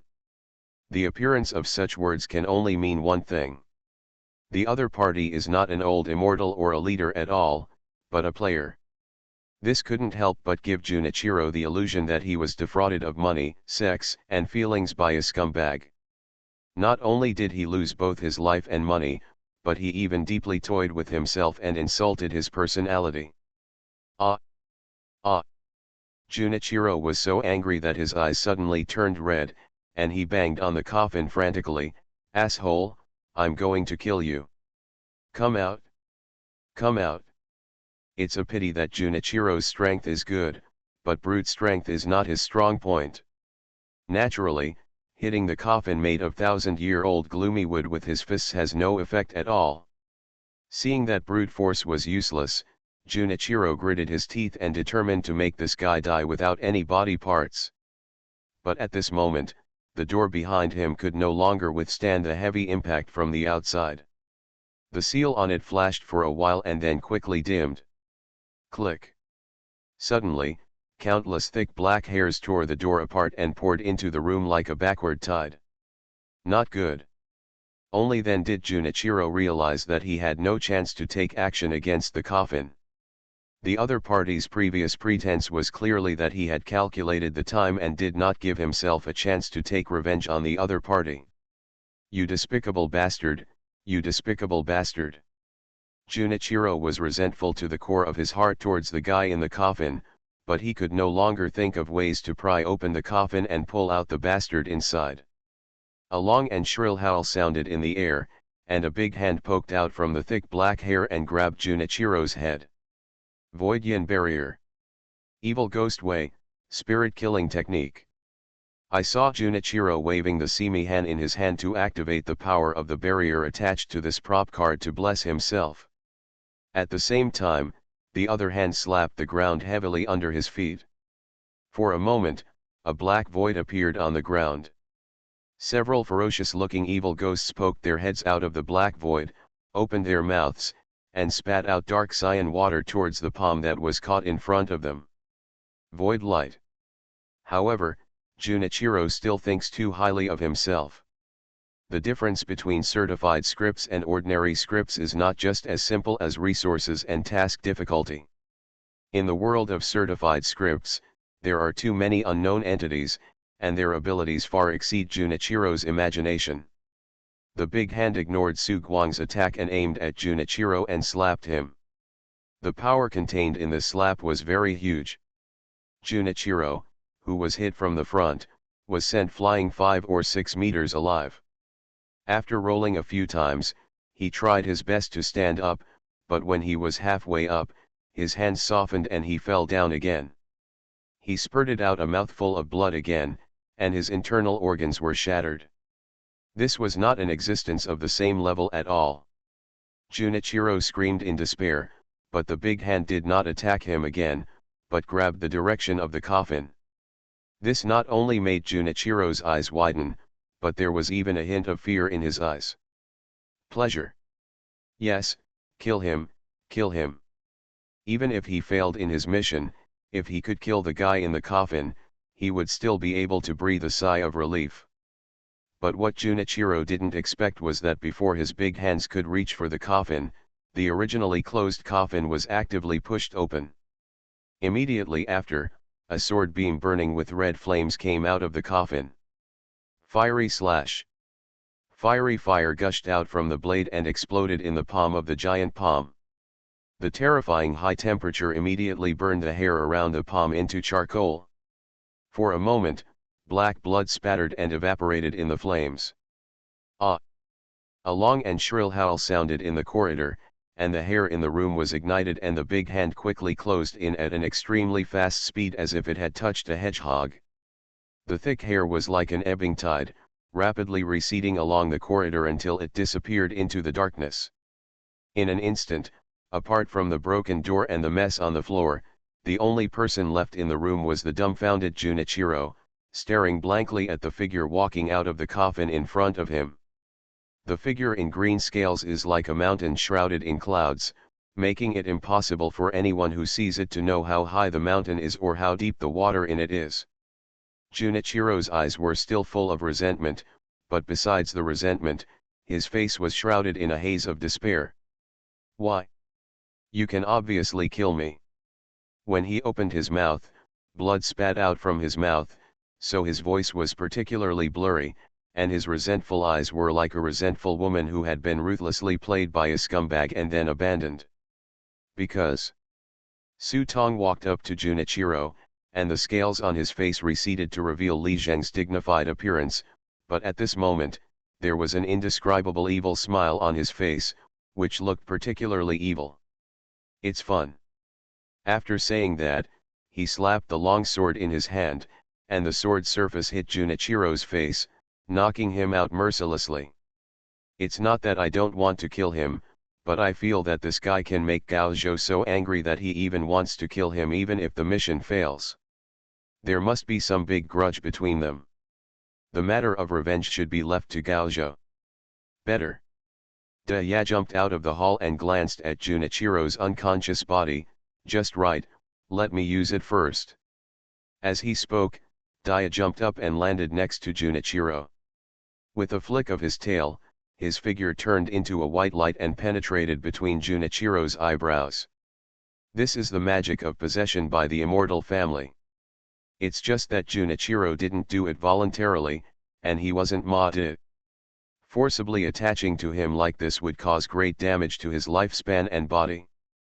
But who cares? Not long after, Dia slowly controlled Junichiro's body to stand up. However, as a player, Junichiro's prop book cannot be summoned by Dia. It's a pity that he's not good enough, otherwise he could use the soul-searching technique and dig out everything in this kid's head. Dia got up from the ground and tried to move her body. Then he waved, and saw 5 furry little guys rolling out of the coffin. They looked at Junichiro in front of him with confusion, wanting to get closer but hesitating. But when Dia stretched out her finger in front of them, these little guys came up and sniffed for a few times, and immediately started to circle around Dia like bees smelling honey. These little things are quite interesting. Su Tong took a look at these fur balls called black mesons and tried to reach out to touch them. As a result, these little guys hid behind Dia. To Su Tong, they were like cats seeing mice out of instinct. Feeling afraid. Seeing this, Su Tong tried to take out some merit incense and tentatively put it to the mouths of these little guys. Seeing the golden merits of the incense, these fur balls were fascinated for a moment, but none of them dared to take the initiative to approach. It wasn't until Dia took it and brought it to their mouths that the little guys woke up from a dream and started to grab it first. Headmaster, these little things are quite interesting. Otherwise, if you take them in, you'll save yourself the trouble of doing rough work in the future. It's up to you to take care of this matter. Su Tong nodded and agreed. These young men could easily carry the coffin and were so steady along the way that they almost fell asleep. At worst, they would be doing hard labor. Then he called out the props book and looked at the 2 things Junichiro gave him in the props book. Speaking of which, the 2 items Junichiro took out were extraordinary, and even the entries in the prop book were very vague.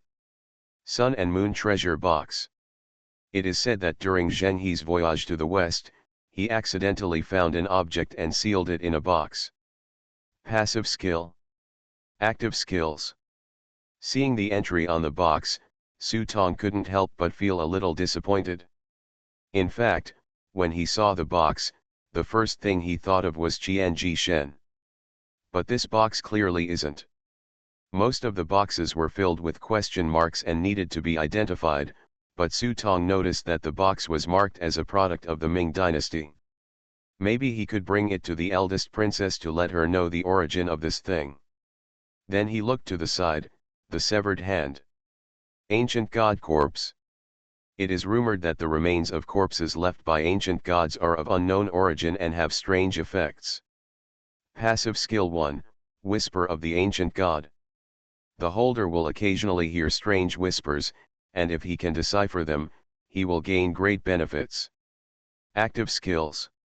Note, the ancient god's body, even if it is only incomplete, still has mysterious power, remember to be careful.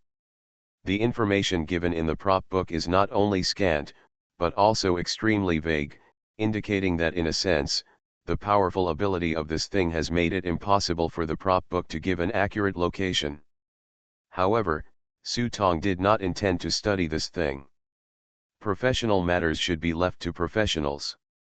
Since it is the corpse of the ancient god, it should be thrown to Gao Zhou. Anyway, it is something that White Wolf got with nothing. If Gao Zhou can develop any strange skills from it, it will be a worthwhile gain. Thinking of this, Su Tong didn't plan to stay here any longer. Let's go find Gao Zhou. After saying that, he asked Heijiza to carry the coffin and prepare to leave the inn to find Gao Zhou. As for the rules, the innkeeper said. Su Tong walked to the window and slowly raised the pure yang sword in his hand. I don't live in a hotel, why should I abide by the rules? Pyrophilia. Boom. In front of the encounter, the boss, who was still playing with the abacus, trembled his fingers, raised his head expressionlessly, looked at the dust falling, and couldn't help but shake his head. Momo took out a mask with a sad face from under the counter and put it on his face.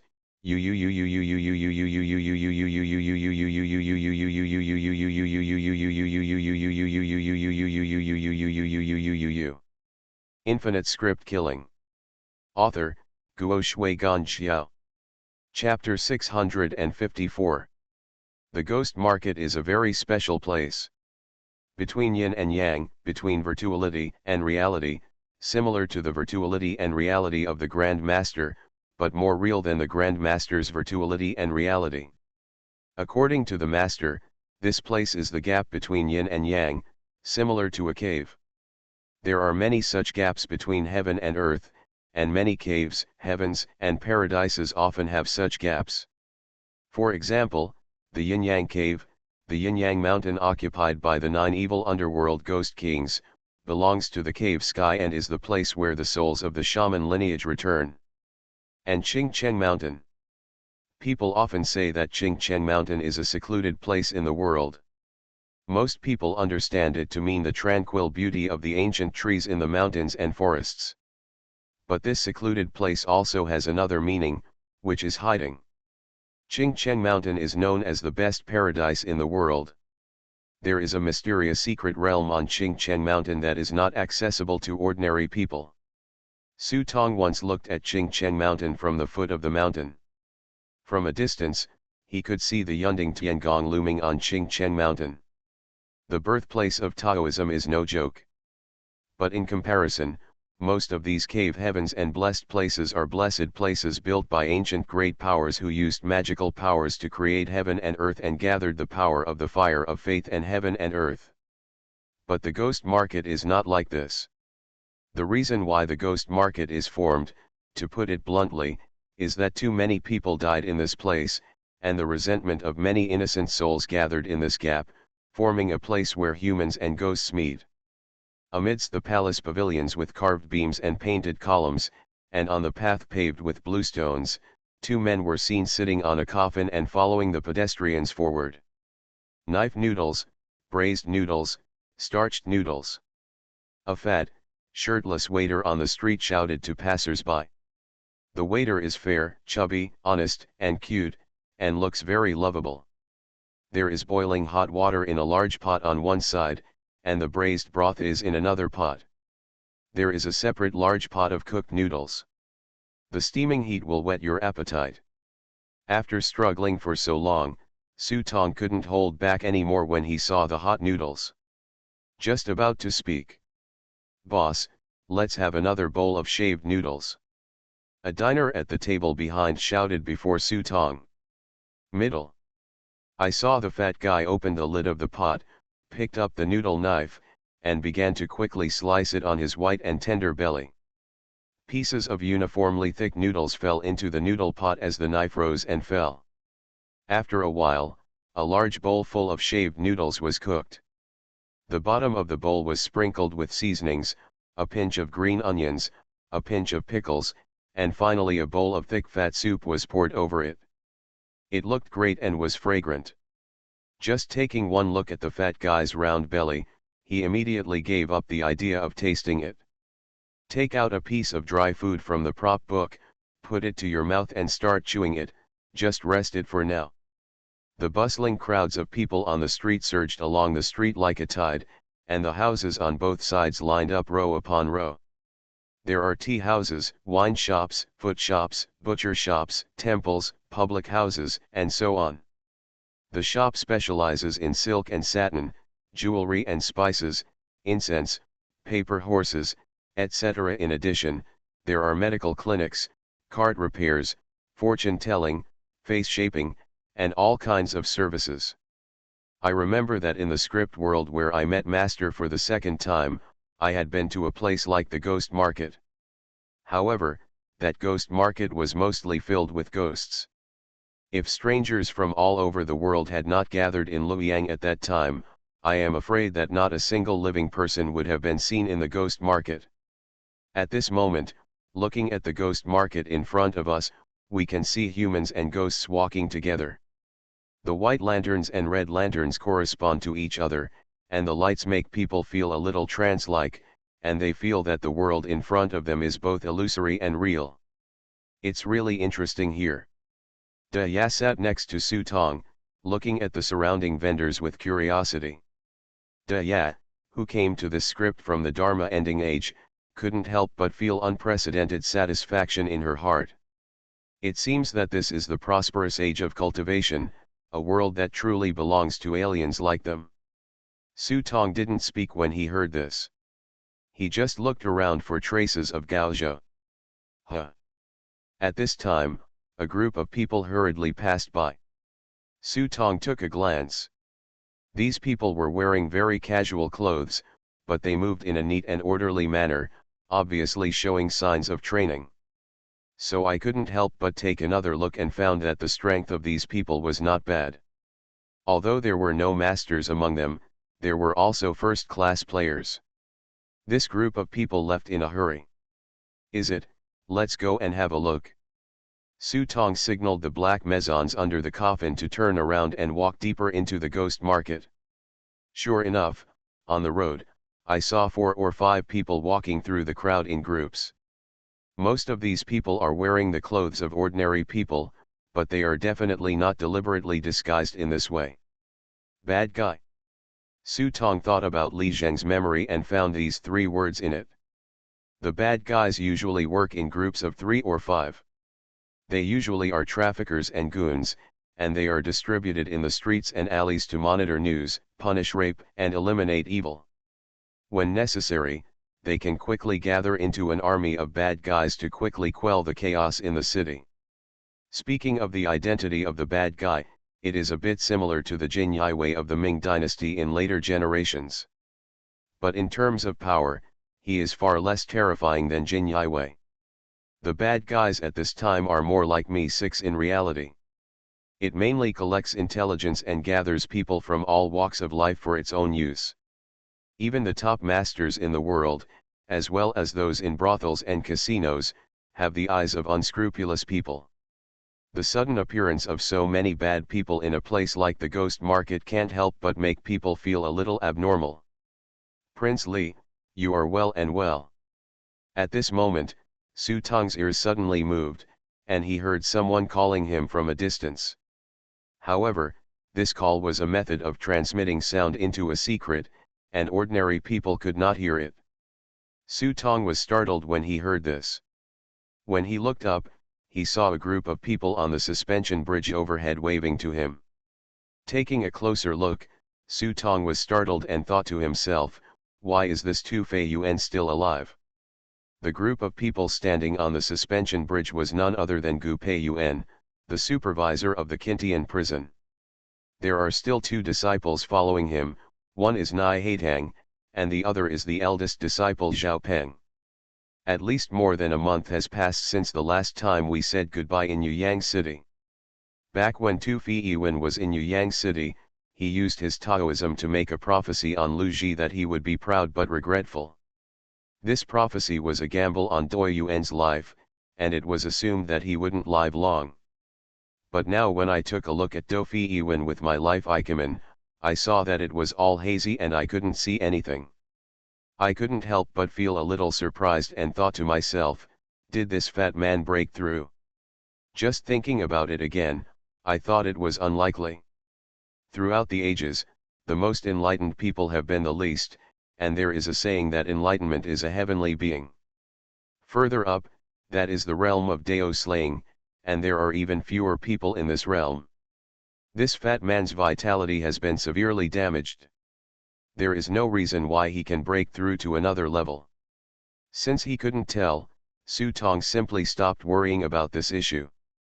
Seeing Tu Fei Yuan, Su Tong could not help but feel a little guilty and looked around to make sure Zhang Haisheng was not behind.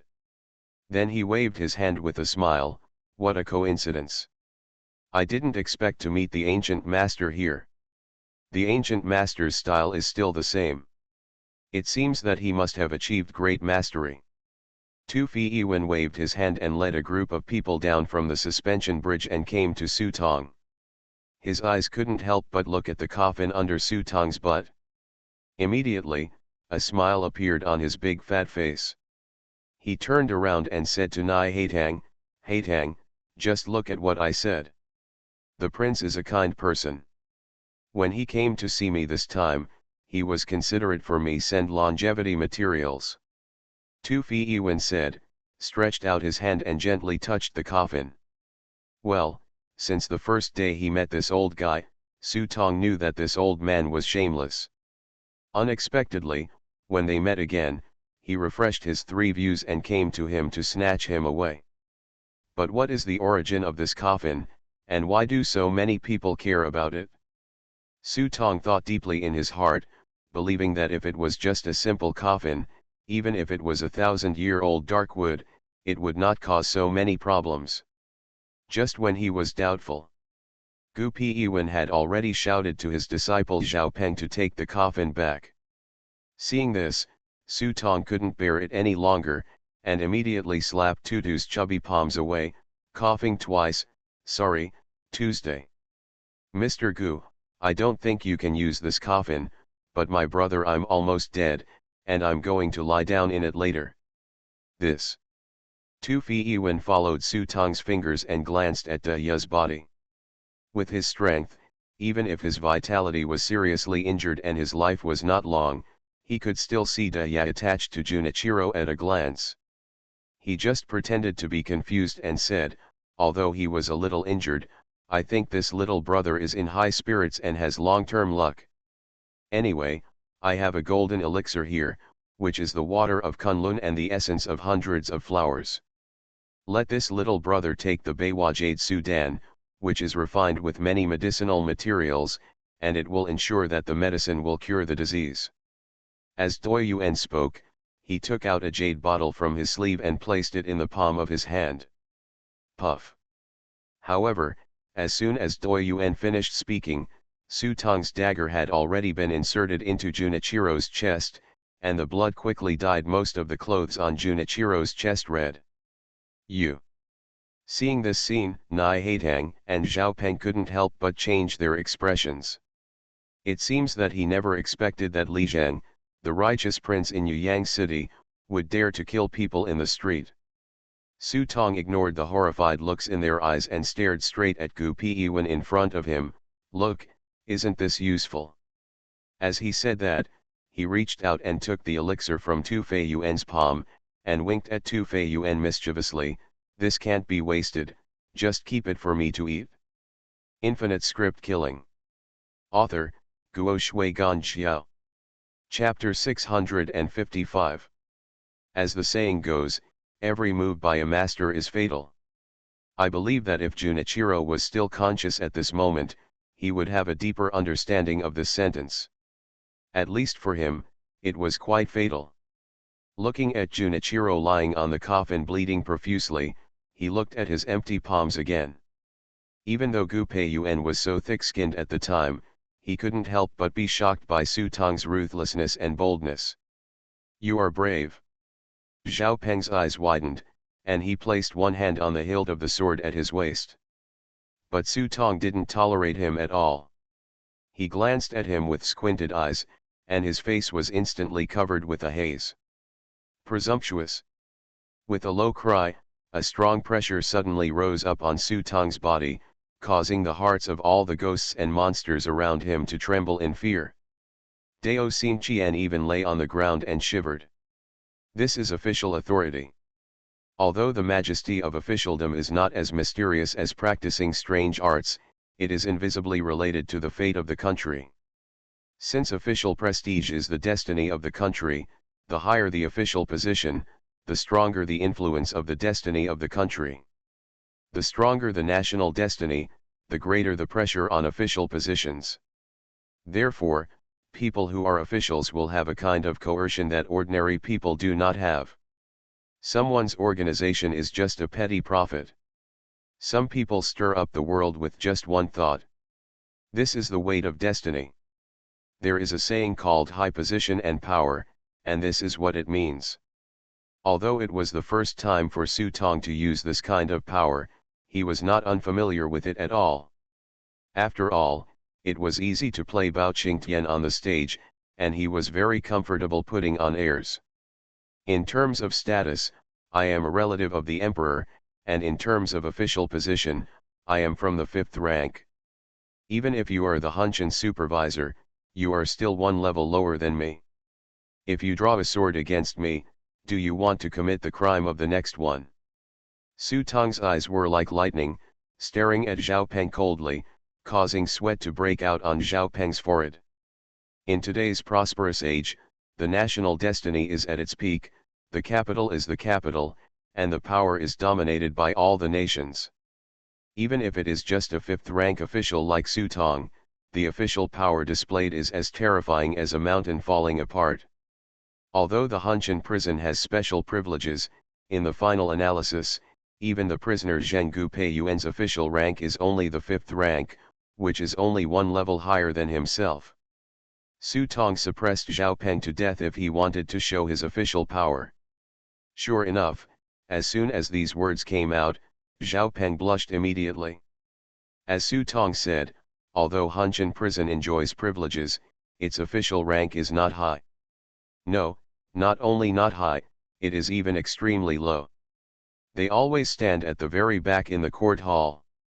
If it is not a big court meeting, there is usually no place for Hunshin prison in the early morning court. The reason for this is precisely because of the special nature of the Hunshin prison, so it is destined to be feared by the imperial power. Because of this, the Hunshin prison is destined to have no say at all in the court. If there is any problem, Hunshinjian can only face the saint alone after the court is over, or wait for the saint to summon him by decree. Zhao Peng was squeezed out by Su Tong and was speechless. For a while, he was unable to get off the tiger. Fortunately, Tu Feiyuan still loved his apprentice after all, and waved his hand. "Your Majesty, this is to remind you, so that you don't know how high the sky is and why you don't apologize to your Majesty." Seeing his master speaking, Zhao Peng, even though he was extremely reluctant, could only bow his hands towards Su Tong honestly. "This is a low-ranking official who is reckless, please don't blame me." Tu Feiyuan didn't wait for Su Tong to speak, and immediately took over the conversation. "This young disciple is rude, and I will definitely discipline him strictly when I go back." After speaking, Tu Feiyuan smiled and said, "I heard that the prince just came to Luoyang today to meet the saint. Why didn't he rest in the post house, but he had the leisure to come here to relax? Could it be the prince is also here tonight for the Kesidagarba Dharma assembly?" Kesidagarba Dharma assembly? Su Tong raised his brows and said to himself, "Can I tell you, actually I just want to catch a dog tonight." It seems that Gao Zhou's mission is most likely related to the Kesidagarba Dharma assembly. Thinking of this, Su Tong calmed down his anger, and his official authority disappeared, and said, "I was just passing by chance and came in by mistake. What is this Kesidagarba Dharma assembly?" Seeing Su Tong's denial, Tu Feiyuan didn't know for a moment whether he really didn't know or was just pretending to be confused, so he motioned to Nai Haitang behind him to explain. Nai Haitang originally had a bad impression of Su Tong, but now that he saw him casually stabbing the people around him with a knife, and even using his official status as a fox to pretend to be a tiger, he felt even more unhappy, and immediately explained to Su Tong with a cold face and an expressionless expression. Road. Since the two turmoils of Dongzhou and Yongjia rebellion, Luoyang has been destroyed twice. Countless souls have gathered here and turned into a ghost market. However, there are many evil spirits in the ghost market, and some lawless people hide here to escape the law. Over time, it has become a place of filth and evil. Therefore, the sage has a decree that every other year, he invites the Zen master of Xingjiao Temple to come here to conduct a great Kesidagarba Dharma assembly to save the ghosts and calm the grievances. At that time, even the owner of the ghost market must make it easy and not interfere with it. I see. Su Tong's expression of sudden realization made Nai Haitang roll his eyes. This was something everyone knew, so why make such a fuss? In that case, everyone might as well go and see it together. Su Tong thought in his mind that he might as well go with Tu Fei Yuan to take a look. It would also be good to be able to use Tu Fei Yuan's banner and pretend to be a tiger at the critical moment. Little did he know that after he said this, his plump face smiled brightly, as if he was waiting for Su Tong's words. Ha ha ha, this is exactly what I mean. After Gu Piwen said that, he jumped up and sat directly on the coffin. The heavy weight almost crushed the black mezons under the coffin. The corner of Su Tong's mouth twitched, and he once again saw Tu Fei Yuan's shameless skills. This old guy was just trying to beat a snake with a stick, and he didn't invite him to come up. But since Gu Piwen sat up, there was no reason to go down, so he didn't forget to touch Junichiro's chest. This caused Dia to scream and immediately controlled Junichiro's body to hide back. However, no matter how she hid, Gu Piwen's hand was still firmly touching Junichiro's wound. A wisp of warmth appeared on the chubby fingertips, and the wound Su Tong had stabbed was smoothed away. Not only that, the warm current even poured into Daya's body, making Daya feel numb, screamed, and jumped off the coffin. Gu Piwen grinned when he saw this, and glanced at Daya meaningfully. Interesting, a spirit but not a demon, there is still a bit of fragrance, the demon is doing the right thing, it is also an interesting thing. Su Tong knew that Gu Piwen's words meant to knock himself. Although Daya's way of cultivation is not that of an ordinary monster, she has a strong smell of incense. If you lift your nose and smell it, you will know that this girl has gained the merits of incense. Where does the merit of incense come from? Although Gu Piwen didn't ask, he probably already had the answer in his heart. After all, the old thief also knew everything about Yuyang City. Su Tong didn't want to get involved with Gu Piwen on this issue, so he changed his tone and said, "Which of my close friends is doing now?" Hearing Su Tong mention Zhang Haisheng, Gu Piwen's fat face couldn't help but blush, and he smiled without saying a word. Under the coffin, Zhao Peng and Nai Haitang looked even weirder when they heard Su Tong mention Zhang Haisheng. Looking at the subtle expressions of the three masters and disciples in front of them, I couldn't help but start muttering in my heart, thinking that this old man might have given Zhang Haisheng. Thinking of this, Su Tong's anus tightened, and she moved her butt to the side without leaving any trace, keeping distance from this true gay. At this moment, in the backyard of Tanhua building in Luoyang City, one can only listen to the sound of the piano and compose music, accompanied by singing and dancing. This Tanhua building is the most top-notch romantic place in the city of God. It is not only a story about how much money is sold in a day, but also a love scene that makes all the great poets forget to leave. This backyard is not something anyone can come to if they want. There are 4 separate courtyards in the backyard for spring, summer, autumn, and winter. There are 4 courtesans living in Tanhua building. Each of these warrens are all beautiful, and they are proficient in music, chess, calligraphy, and painting. He is also well versed in the art of the house, which makes people linger and forget to leave, day and night.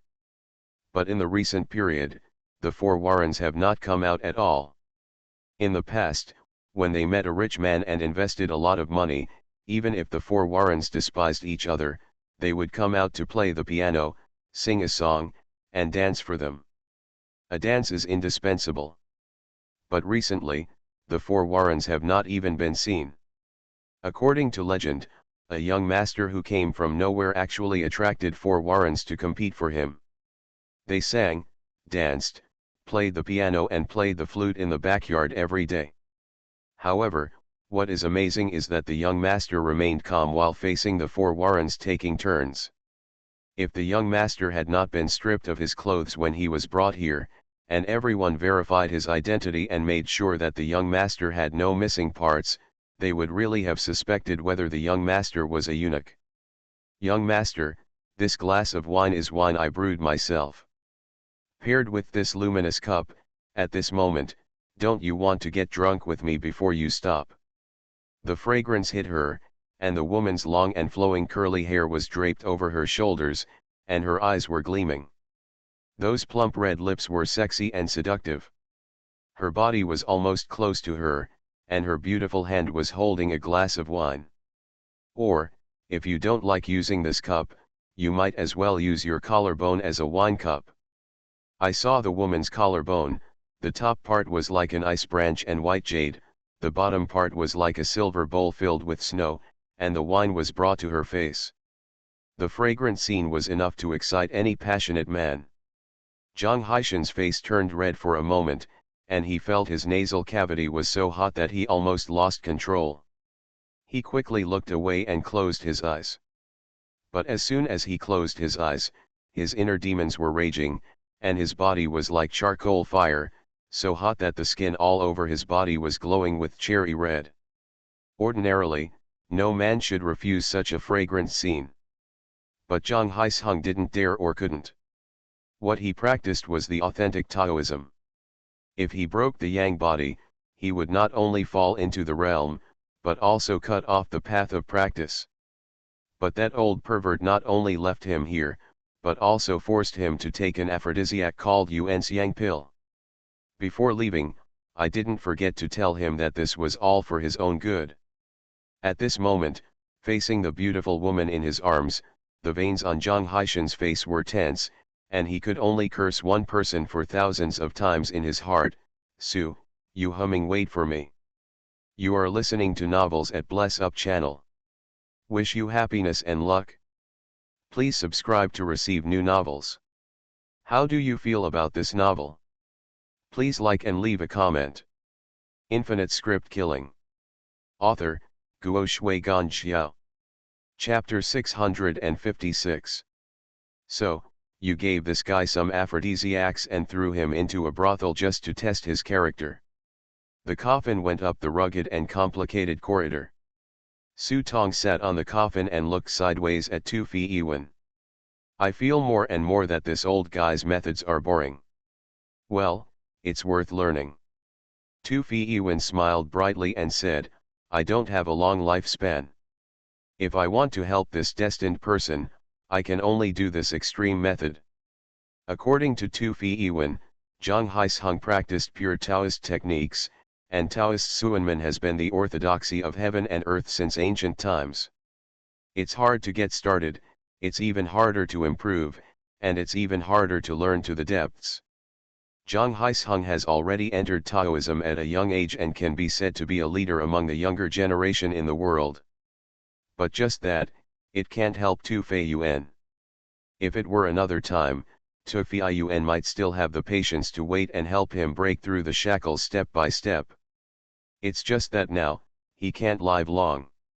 Although this method is extreme, if he can get through, it will only have advantages and no disadvantages for Zhang Haisheng. What? What should I do if I can't get through and my body is broken? Haha, what else can I do? Just give him a red envelope. The person you are destined for has been screwed, so can you still expect Tu Fi Yuan to take responsibility for him? I'm afraid that when the time comes, Tu Fi Yuan will simply lie down in the coffin and lie down completely. By the way, how long can you live? Su Tong looked at Tu Fei Yuan and asked without hesitation. Although Ming Yan Chi Men couldn't see Tu Fei Yuan's luck, Su Tong always felt that this old guy had a ruddy complexion and a long breath, and was better than those young people in reality who like to stay up late. All good. Well. Is the prince caring about Pandeo? No, it's because I'm afraid that if you die here, you'll still want to use my coffin. Tu Fi Yuan laughed when he heard this. Don't worry, Pandeo's body and bones can still last for another 2 months. While the two were talking, they had already arrived at the skyscraper in the Ghost City Center. It's not so much a building as it is a strange splicing product. At least 3 styles of buildings are tied together with various ropes to form a dilapidated house. What's even weirder is that every part of this building seems to have been given life. When everyone follows the coffin and steps on the broken wooden boards, they arrive at the door. The stone slabs beneath their feet slowly rose, leading Su Tong and his party straight to the top of the tall building. This process is not that fast, on the contrary, it is very slow, and everyone will smell a rotten smell along the way. But the source of the stench that Su Tong and others smelled did not come from these evil spirits. It's the wall outside the staircase.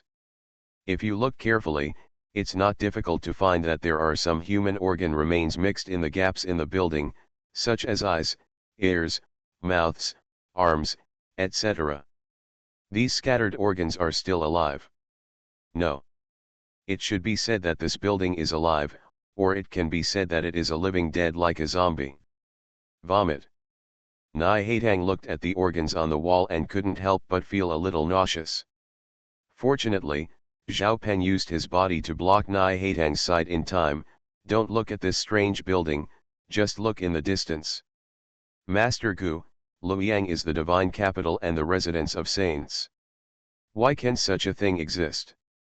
Is it because the Hunshan supervisor doesn't care? At this time, Su Tong asked Gu Peiwen his doubts. Whatever, isn't this an order to convene the Kasadagarbha Dharma assembly? You want to say this, everything in the world is yin and yang. Since it exists, it has its own reason. If you forcefully fill it up and destroy it, I'm afraid it won't be worth the loss. Right. When Su Tong thought about it, Tu Feiwen was right. While the two were talking, the stone steps automatically rose, and on the edge of the corridor on the floor, several strange-looking children were looking curiously. These children had very big bellies, bulging like a watermelon. They were dressed in shabby linen clothes. They stared with wide eyes as Su Tong and others slowly approached while riding on the stone slab. They opened their mouths one after another, revealing a large mouthful of blood. He seemed to be begging, asking for food from Su Tong and others. These are all hungry ghosts who swelled to death after eating guanyin soil, and they looked like this after death. He is also a cleaner on the lowest floor of a skyscraper. He makes a living by eating the garbage thrown from above. And this demonic sky tower has a total of 18 floors. The higher you go up, the more luxurious it becomes, and the further down you go, the worse it becomes. As the stone steps continue to climb. At this time, a group of dull-looking women appeared in front of Su Tong and others. These women were hiding in the gaps between the floors. Seeing Su Tong and others, several bold women tried to step forward, lift up their clothes, and expose their bodies. Perhaps this is the only thing they can take away. Ghosts will not starve to death, they will not get enough yin qi in the yang world and gradually disappear. But it doesn't mean that they won't feel hungry, and they will also have their own desires. When these desires cannot be satisfied, they will be extremely painful. In the ghost market, although people will not gradually die out due to insufficient yin qi, living without money and power is even worse than living people. These wandering ghosts with no money or power are kept in this skyscraper. They will only receive some rewards from the owner of the ghost market every year during Bon. Nausea. When Nai Haitang saw these female ghosts taking off their clothes and standing there like goods, he couldn't help turning his head away with disgust. Even ghosts should have some dignity. Have they even forgotten their shame? After hearing this, Da Ya looked back at Nai Haitang and sneered, "You are just better off than them. Beauty in prosperous times costs 10,000 taels of gold, and beauties in troubled times cost 1 dough of rice. If your life is the same as theirs, you may not be any better than them. Go. You." Upon hearing this, Nai Haitang glared at Dia with almond-shaped eyes, and retorted in an unconvinced voice, "What do you, a monster, know?" As a disciple of Gu Peiyuan, Nai Haitang was extremely talented and entered the Grand Master realm early. Naturally, he could tell that Dia attached to Junichiro was a vixen. Da Ya looked back at Nai Haitang, and raised a bit of disdain at the corner of her mouth, "Regardless of age, I am your grandma, but do you really know what it is like in troubled times? You haven't seen it, but I have. What can these women do when there is a national crisis and a year of famine, with corpses floating thousands of miles away? A man can sell his wife and children into a brothel just for a meal. In order to let their children eat a bite of meat, they can only trade their innocence. In that era, life was very difficult for everyone. You were just a little luckier than them, being born in an era of prosperity and power. Nai Haitang was speechless for a moment, and looked back at the women in the corridor. When a pair of helpless eyes looked at her, Nai Haitang felt a sense of fear and depression deep in her heart, which deeply hurt her weak heart. After thinking for a moment, Nai Haitang took out a piece of silver from the purse at his waist, weighed it in his hand for a moment, and then simply threw the purse in his hand to them. Junior sister. However, as soon as the purse was thrown up, it was caught by a hand in mid-air. Zhao Peng took the purse and said, "Junior sister, don't listen to the witch's nonsense. In today's prosperous age, when all the nations come to court, she is a five-tailed fox, and what kind of troubled times have I seen?" Then he returned the purse to Nai Haitang and said coldly, "Furthermore, when the country is destroyed and the family is destroyed, women should stick to their virtues and advance and retreat with the country, just like the third daughter of Emperor Jiaozu of the Tang dynasty, Princess Yangzhou, among the daughters. The body of a woman is not inferior to that of a man, and leading troops in battle is not necessarily any worse than a man." After saying that, Zhao Peng reached out and took out an ingot of broken silver from his purse and threw it towards these female ghosts. They are penniless, and it would be a disaster to suddenly get such a windfall. 1 ingot of silver is enough. Cut. Ya curled her lips and felt more and more that it was really annoying to find Zhao Peng. When Zhao Peng saw Ya being silent, he immediately sneered and said, "Don't do anything to others if you don't want to do it. We are kind-hearted in giving more and less. We are always better than some people. We talk so much and don't take anything for ourselves, but we still blame others give less." Upon hearing this, Dia immediately groped around on her body for a long time, but couldn't find anything. When she was in trouble, Su Tong spoke. "Big girl." Su Tong waved to Dia, motioning her to come closer. Then he pointed at Zhao Peng, "Stay away from this person, be careful not to hurt you when he is struck by lightning." "You." Zhao Peng glared at Su Tong when he heard this, but the lesson he had been scolded by Su Tong before was still fresh in his mind. For a moment, he only dared to glare at Su Tong, but he did not dare to say any more words. I saw Su Tong was not talking nonsense. He waved his hand and scattered a ball of bright golden light towards these lonely ghosts. Not to mention those lonely ghosts, even Doi Yuan was dumbfounded. This is the merit of incense, and this kid just sprinkled it out like this. Tens of thousands of incense and merits were sprinkled down, like golden flowers falling on the snow, floating on the bodies of those wandering ghosts, immediately changing their decadent haze and washing away the resentment and pain on their bodies. If our family wants to do good deeds, we either don't do it or do it the best we can. It's not the turn of others to make irresponsible remarks. Su Tong raised his head and wanted to look at Zhao Peng with his nostrils. Zhao Peng has an extraordinary background and extraordinary strength. Although he is 30 years old, he is still in the realm of Taoism. He has never been so despised by others.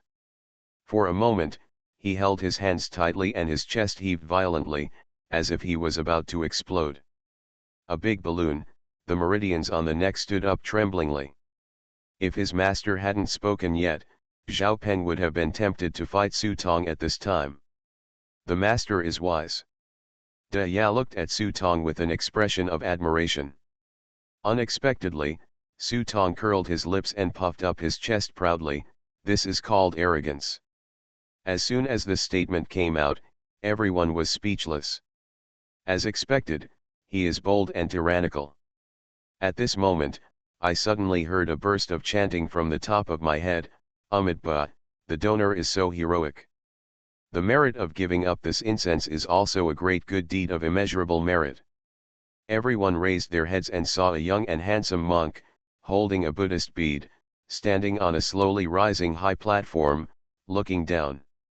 It's the great monk Yuanzi. Tu Fiwen raised his head and couldn't help but be surprised. This great monk Yuan Xiang was not an ordinary monk. He was the current abbot of Suanfa Temple. He didn't expect that this guy was here. Tu Fiwen was shocked in his heart, but he didn't know that at this moment, Su Tong was staring at the monk's face, and his heart was also filled with huge waves. And the Jixiang in his mouth was so frightened that his hair stood on his head and he was trembling. How could it be him? Infinite Script Killing. Author, Guo Shui Gan Xiao. Chapter 657. At the beginning of the founding of the country, Emperor Jiaozu claimed to be a descendant of Li Er and established Taoism as the state religion. Buddhism was still in a state of little attention in the country, and the various factions of Buddhism were unclear. At this time, Dao sect has gained the world's luck, and it can be said that it is prosperous for a while. But who would have thought that a generation of Buddhist genius Zhang Luer would turn out to be a Buddhist, take the Buddhist name Xianzang, and directly take away half of the world's luck? Suddenly, Buddhism gradually prospered and began to show signs of recovery. Then Xianzang suddenly decided to go westward. After 17 years, when he returned, it was said that flowers rained from the sky in Chang'an and the Buddha's light soared into the sky. Back then, when the young monk returned to Chang'an city and recited the Buddha's name, he attracted the attention of the gods, and most of the Taoist luck was taken away in an instant. Buddhism flourished and established a firm foothold in the Central Plains. Until now, when the Empress proclaimed herself emperor, although Taoism was still the state religion, it had been completely marginalized. Qi Sanjia, the owner of the Chongxian Pavilion, had been living in seclusion all year round. Even now, many people are probably about to forget about him. The great monk Yuan Xiang was one of Xuanzang's 3 disciples and the current great protector of the Faxiang sect. Previously in Yuyang, Tu Fiwen once said that there are 6 masters in the world. This great monk is the 3rd best in the world. Unexpectedly, he appeared here, which surprised Doi Yuan. Master monk, if you don't stay at your De Cin temple, why are you going to Luoyang? Doi Yuan asked. Ba, the poor monk came to Luoyang at the invitation of Master Zhuobi, the abbot of Bema Temple. He heard that there was a Kasadagarba Dharma conference today, so he came here to have a look. Monk Yuanbi responded. But while talking, his eyes were always fixed on Su Tong, making Su Tong feel uncomfortable all over. Fortunately, he has black brocade robe. Even though this great monk can see his strength, he can't see his foundation even if he thinks about it. But he wasn't the only one who felt uncomfortable. Ji Xiang was so frightened that he fell to the ground, trembling all over, as if he was facing the end of the world. It's no wonder, after all, the monk who has been eaten by it for so many years suddenly appears in front of him alive and kicking. No one is afraid. My master said back then that I had received good luck, but it had broken the cause and effect. There must be a cause and effect between me and this monk. Could it be that it will come true again? Su Tong thought of what his master had said to him before he helped him speak in court, and he suddenly became alert. The strength of the monk in front of him is unfathomable. If he really makes a move, he may not be his opponent. At this time, Monk Yuanzi suddenly jumped down from the high platform above, dancing lightly in his bright red cassock, and landed lightly on the coffin, staring directly at Su Tong. Ba. Although the donor practices domineering techniques, he has the heart of a bodhisattva. I see that the donor is destined to me. I haven't asked the donor for his name yet. I will definitely come to visit you one day. A fate? A bad fate. Su Tong looked at the great monk and couldn't help but rolled his eyes and waved his hands. Master is joking. I am the only one in my family. My father is still waiting for me to come home and get a wife. You can go find someone else. Look, that one handsome guys are pretty good.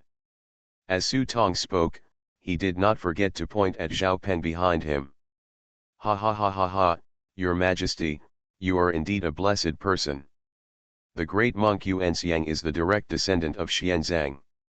Today, there is no one in the world who is a Vajra protector of Buddhism and an Arhat. I am afraid that no one in the world can be the opponent of this master. If your majesty can worship entering Buddhism is a great blessing.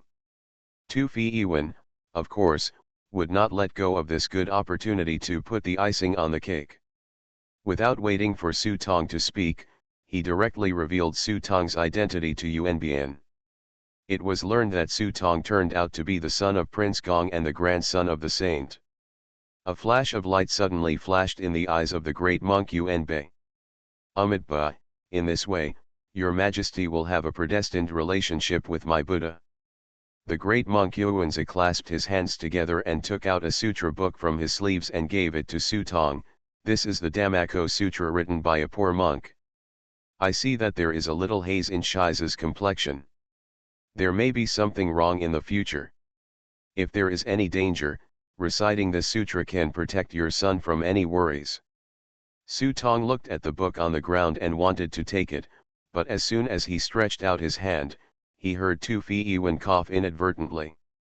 When Su Tong heard this cough, he immediately changed his outstretched hand into a pushing gesture, and refused with a serious look. The great monk may not understand, I am the only son in our family, and I still want to go home. I can't stay in the pure land of Buddhism while carrying on the family line and having all the pleasures of life. Seeing Su Tong's refusal, Yuanzi couldn't help but feel a little regretful, but he still put the book on the coffin. Everything depends on the fate. I will leave this book to the prince. If the prince likes it, keep it. If he doesn't like it, you might as well give it to him. Destined person. I don't know why, but when Yuanbai said the last three words, he deliberately emphasized his tone.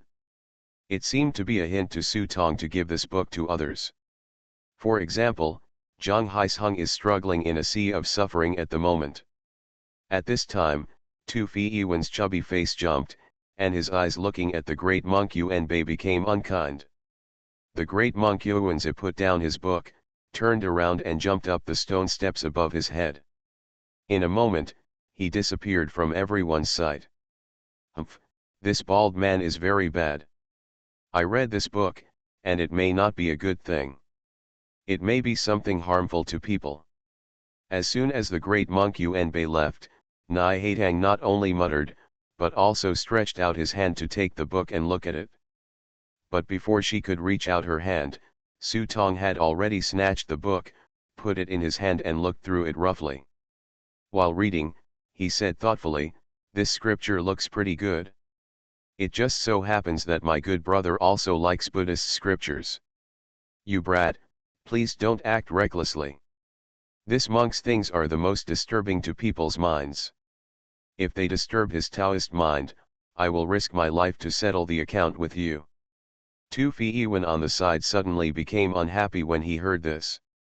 He looked so angry that he looked like the reincarnation of the toad spirit. "Hey, I mean, give me another good brother." Su Tong grinned, put the scripture in his arms, and threw it into the prop book. Out of the corner of his eye, he glanced at the prop book. To Su Tong's disappointment, this scripture was not just a prop card, but indeed a scripture. Dhammaka Sutra. Moko is immeasurable, and the sea of Buddhas is boundless. Reciting scriptures can get responses from gods and Buddhas in the heavens. Oh, you just said that this bald guy has no rival in the world. Could it be that this guy is already invincible? Su Tong pretended to be talking to Tu Feiwen. The appearance of Yuanbei made him feel extra vigilant, because he and Yuanbei seemed to have a karmic relationship, especially Ji Xiang, who had all gone into his belly and eaten all his internal organs, just in case this bald man did something to him. If you do it, you will become barbecue, so it is better to be prepared for this kind of thing in advance. You're just being polite. If you want to be number one in the world, it's okay if the one from Longhu Mountain doesn't come out.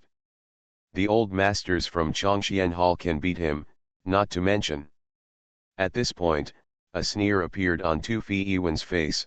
Lu Ji came here because of his luck in Buddhism. I'm afraid this great monk came here in a hurry just because of Lu Ji's affairs. Lu Ji? What does he have to do with Buddhism? It does matter. 3 years ago in Xingjiao Temple, the great monk Zhenju passed away, leaving behind 3 relics. While the two were talking, the stone steps below have reached the top of the skyscraper.